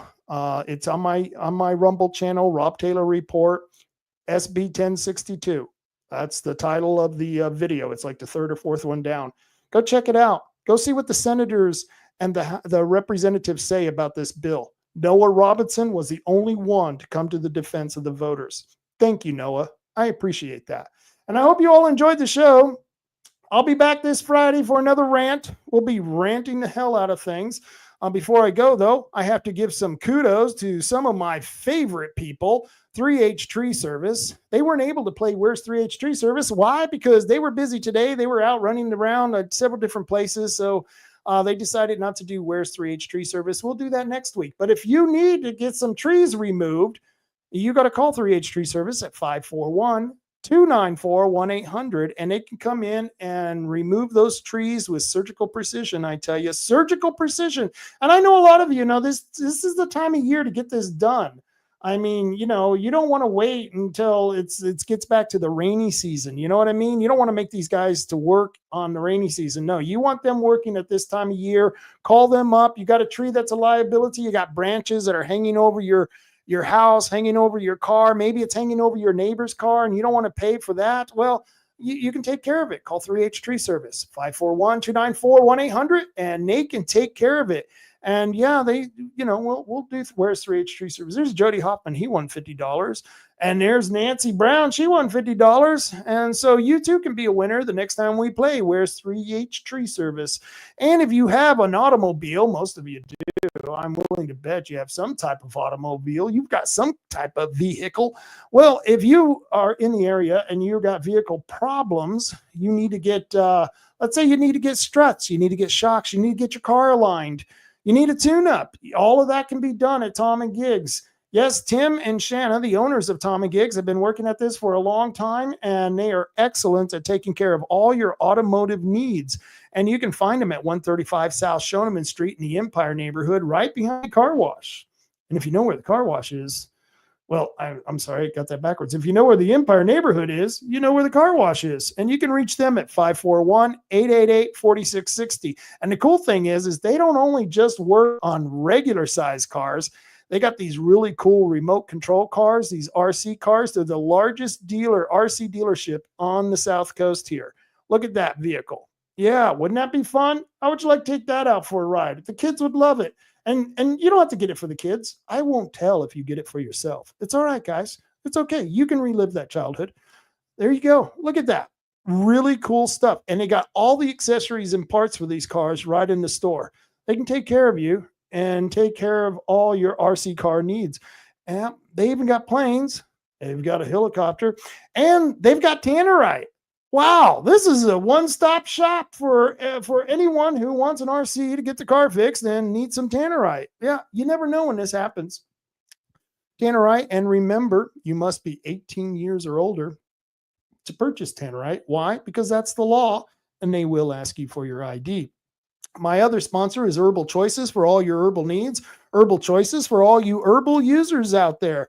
Yes, and on Wednesdays, they have Wild Wednesday where all their wild brand edibles are on sale. They're well-lit stores with very knowledgeable bud tenders who can help you out. And if you want to find out more, go to the herbalchoices.com website. That's right, the herbalchoices.com website to find out all about Herbal Choices. And remember, you have to be 21 years or older to even be in the store because that's the law. And they've got 5 stores: Charleston, Coos Bay, Bandon, North Bend, and Reedsport. I also have to give kudos to Oregon Firearms Federation because Kevin Sterrett is one badass mofo, okay? And he's doing a heck of a job trying to defend our Second Amendment rights. He's keeping the Republicans' feet to the fire. I mean, he is, let me tell you, folks, he is on top of these Republicans. He is really getting them just a mouthful of, you need to get up and go. You need to leave. You need to walk out. You need to defend our Second Amendment rights. Kevin is on the phone. I guarantee you he's probably on the phone right now with a representative or a senator. This man is nonstop. And I highly recommend, if you believe in your Second Amendment rights, you need to donate to Oregon Firearms Federation. And you can find out more about the organization at OregonFirearms.org. They're the only no compromise gun group in the state. Every other gun group, if they're a real gun group, I mean, they've got some phony gun groups because, well, the Republicans, they needed to look like they were big Second Amendment supporters. So they created their own phony gun groups. Well, don't fall for the phonies. Oregon Firearms Federation is legit. They are the real deal, and they can take care, well, they're trying to take care and protect your Second Amendment rights. And you can find out more at OregonFirearms.org. They're not my sponsors, but I gotta recommend them because I think everyone should be well trained if they own a firearm. And if you're in Bandon and you want to go to a pistol range or try out your shotgun, go to the Bandon Gun Club, and you can find out more at bandongunclub.org. Or you can go to Tioga Sports Park if you want to sight in your telescope or shoot your rifle. They've got a 100-yard range. You can find out more at TiogaSportsPark.org. And I believe they're looking for range officers. Excuse me. If you want to be a range officer and work with people on the at the shoe park, you can. They're accepting volunteers right now, and it's really cool to go down there and teach, especially young people, how to shoot.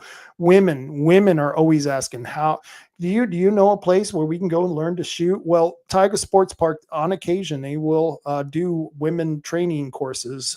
So go to Tioga Sports Park and you can find out more about that. They're not my sponsors, but they are a really cool group on Facebook, Coos County Neighborhood Watch. Every morning when I get up, the first thing I do is check out Neighborhood Watch because I know the crimes that happened the night before are already listed on the Neighborhood Watch site that morning. I guarantee you, it's amazing. I have seen them find criminals in live time. I've seen them porch pirates. As someone is reporting their packages being stolen, another person is reporting catching a porch pirate. It's amazing right there, live time. It's really cool. And there are people who are actually out who are patrolling Coos County. I know I go out on patrols. It doesn't mean we're out there harassing people or causing trouble or being vigilantes. No, that just means we're out looking around our neighborhood, making sure that people aren't up to no good. And you know, there's a lot of bad people out there. Well, the cops can't be everywhere. They can't be everywhere, especially in your own neighborhood. And don't be a cuck. Don't be a cuck.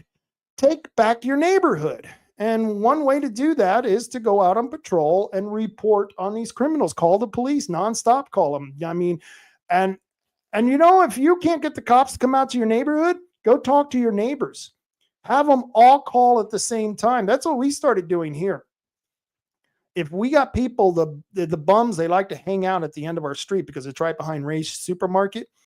As soon as they start doing that, my neighbor will call, and then she'll call me and she'll say, Rob, I called the police. Could you call the police? So they get on this, and I'll call the police, and then I'll call another neighbor down the street and said, hey, Missy just called. I just called. Would you call the police? And we'll have 3 or 4 neighbors call the police on the same person. And I guarantee you, after the 3rd or 4th call, Those cops show up like nobody's business. So you got to work it a little bit. You got to work the system. So once they start hearing your name, they know they might as well respond because you're not going to give up. And that's how I am. And that's what makes the neighborhood watch so important, because we're people who are willing to go out there, take our own time on our own dime, and report crime as it is happening. So there you go, Coos County Neighborhood Watch, and you can find that on Facebook. And of course, the Coos County Citizen Council, that's Chris Castleman and company. He has a podcast every Wednesday. That's their webpage right there. I mean, their Facebook page, Coos County Citizen Council. Highly recommend them. They're a good group. What can I tell you? And I did hear some good news. I heard these guys are making up. Yeah, I heard that, they had a little bit of a falling out. Well, it's okay. I heard they're getting back together. Yeah, old Elon and Trump. Yeah, they're talking. They're talking out their differences. I know Elon's a little upset about the bombing of Iran. I know he's a little upset about that big, beautiful bill, but look at them. We're starting to live life more comfortable again together. And I think that'd be better for America. These two, they stay together. Just a thought there.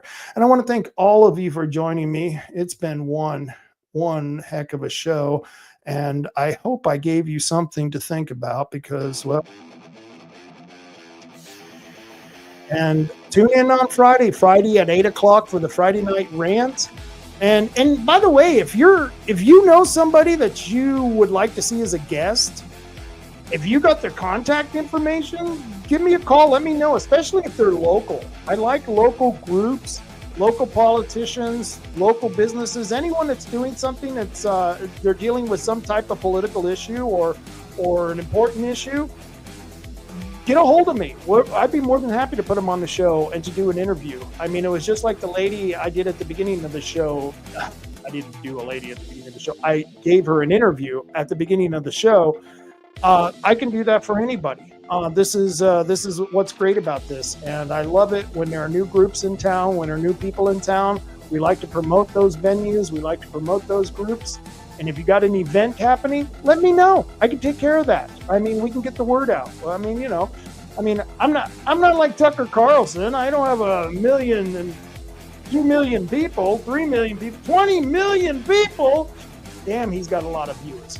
I'm not like Tucker Carlson, but I do have a few viewers, and they do like to know when things are going on. And you'll find that most of the people who watch the show, they're activists. That's why they watch this show. They want to do something in your community that actually makes it better. So if you got something that's going on, an event, some type of movement, an issue that's going on, let me know. I'd love to put it on the show and talk about it. And sign up at the Rob Taylor Report. You can sign up at my website, robtaylorreport.com. I have a newsletter. Please sign up in my newsletter and check the blog page every now and then. I got a couple of really good articles on there. You might learn something. I don't know, maybe. But until then, folks, you know what I always say? Carry on, Coos County. Carry on.